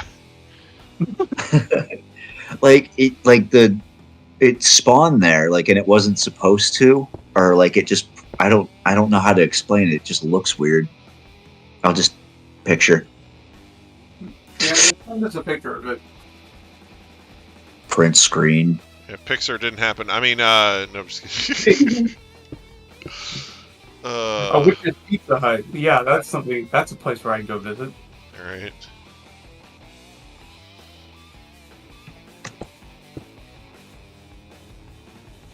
Hey, so let's see. Stream memes. Also, where I put Broca's helm.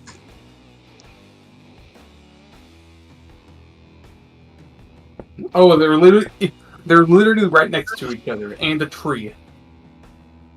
Well, it looks like the tiniest little spot, like it generated there or something, and it just pushed it through or something. It's weird looking. Wow.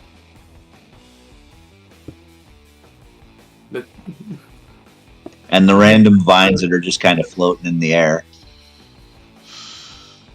The tree is the odd one out of the two. It's like, well, this biome, what it looks like what happened is, like, this biome is like half swamp and half desert somehow. Half swamp, half desert, yeah. Half swamp, half desert, and half pig.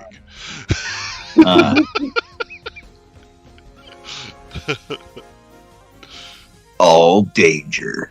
All danger. All death. It's dangerous to go Is it alone. really Take neat? this. Take this.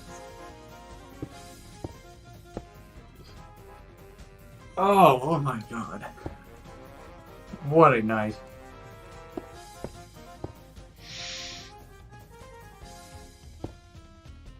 Ugh. Ugh.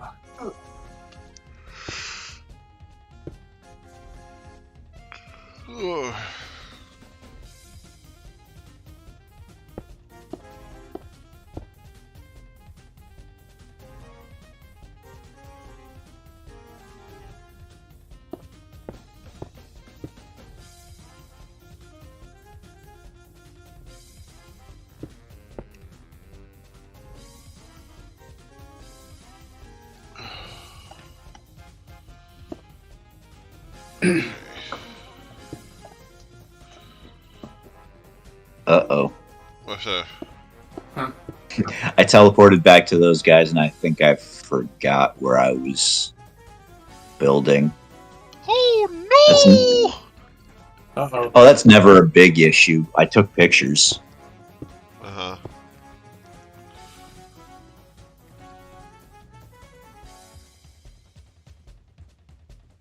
Yeah, just so you Where know, is it? Just in case anybody said Pixar didn't happen. Yes.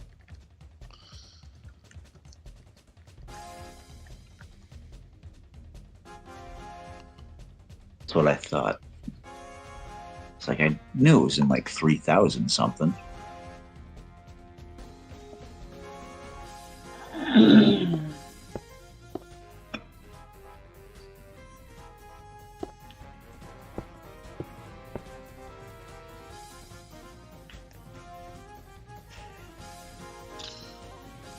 Ugh.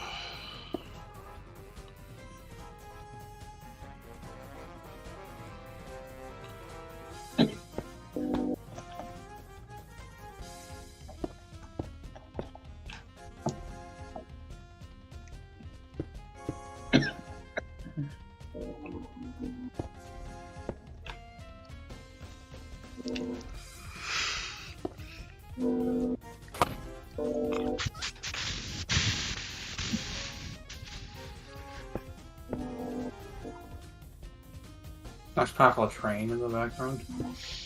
Right. Oh, It's the Damn, you guys can hear the pain train. Yeah, damn! You guys can hear that train? Yes. And That's very crazy. slightly hear it.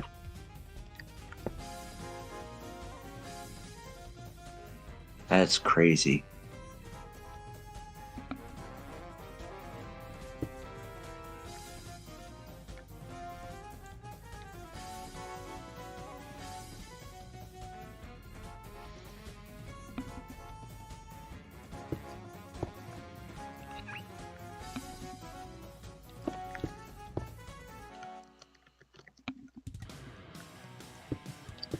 And now here's a fucking desert temple in the middle of the ocean. In the middle of the ocean. Under the sea. That's a new one. The sandstone is always greener in somebody else's lake. uh.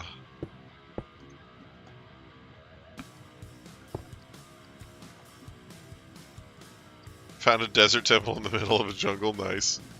Wow.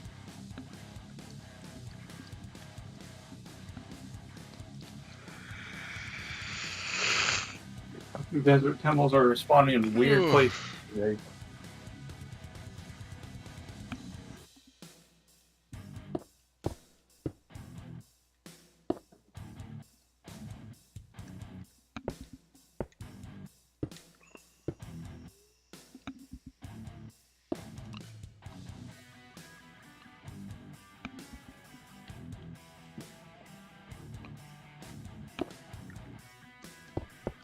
Okay, you mean like the near the water on the beach? That part of the ocean.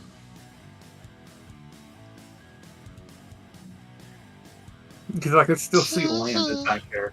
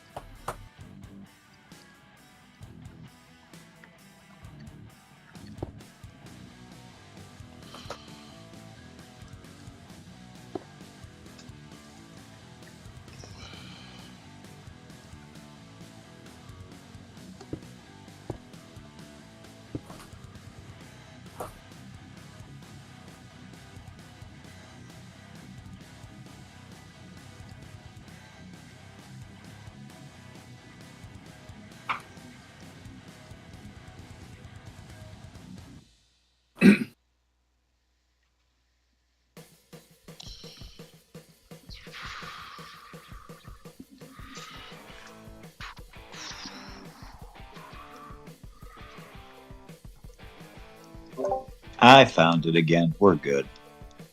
Okay, good. Nice. Okay. All is not lost. You'll never be lost with the power of the compass.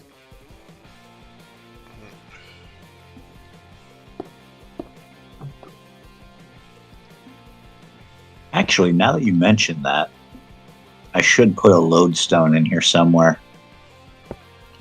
So I can make a compass to it should I ever actually lose my way from it.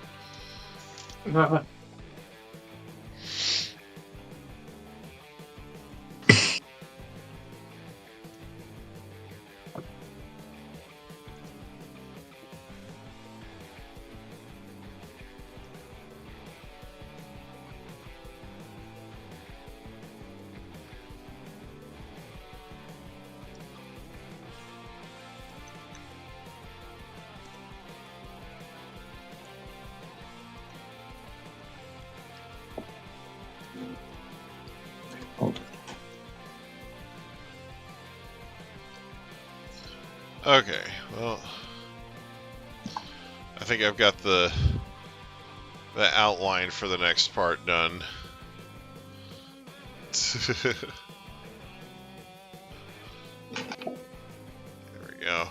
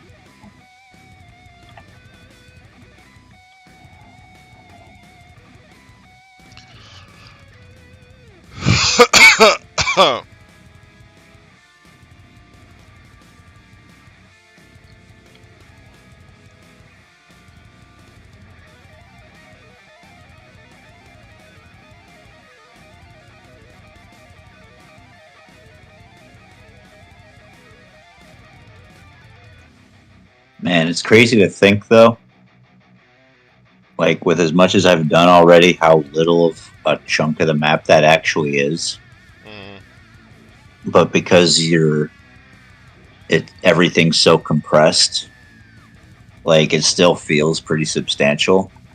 Because, like, everything's, like, only, like, one tile, or, like, one tile wide or whatever. Like, they didn't, like, they were really, like, conservative with the space in that game.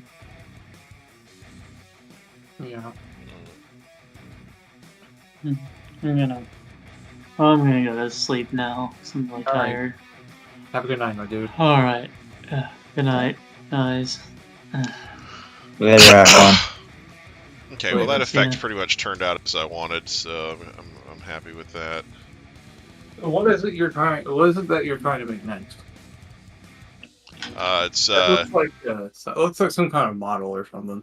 it's the one character that I hadn't been able to get a piece of art for so far. So anyway, well, maybe not the one because there's other characters from that season that I didn't get artwork for, but anyway, I don't care about those much because they're not adorable. Anyway, so Right.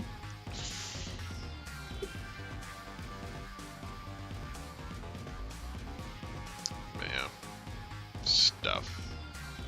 Now it's funny because if you look at it, if you look at the image here, it's like it looks like the part down there is lighter, but then you look at this and it's darker. Yeah, the lighter part is darker on the map. Yeah. Thing. It's like, damn. So I'm using that to my advantage. So.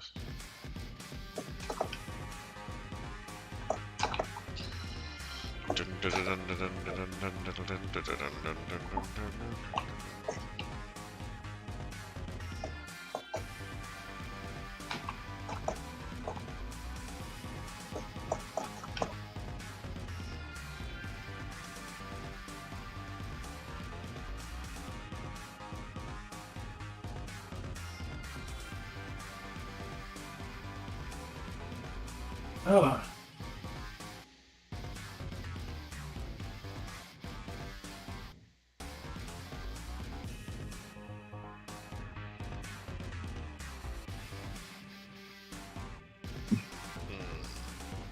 All right.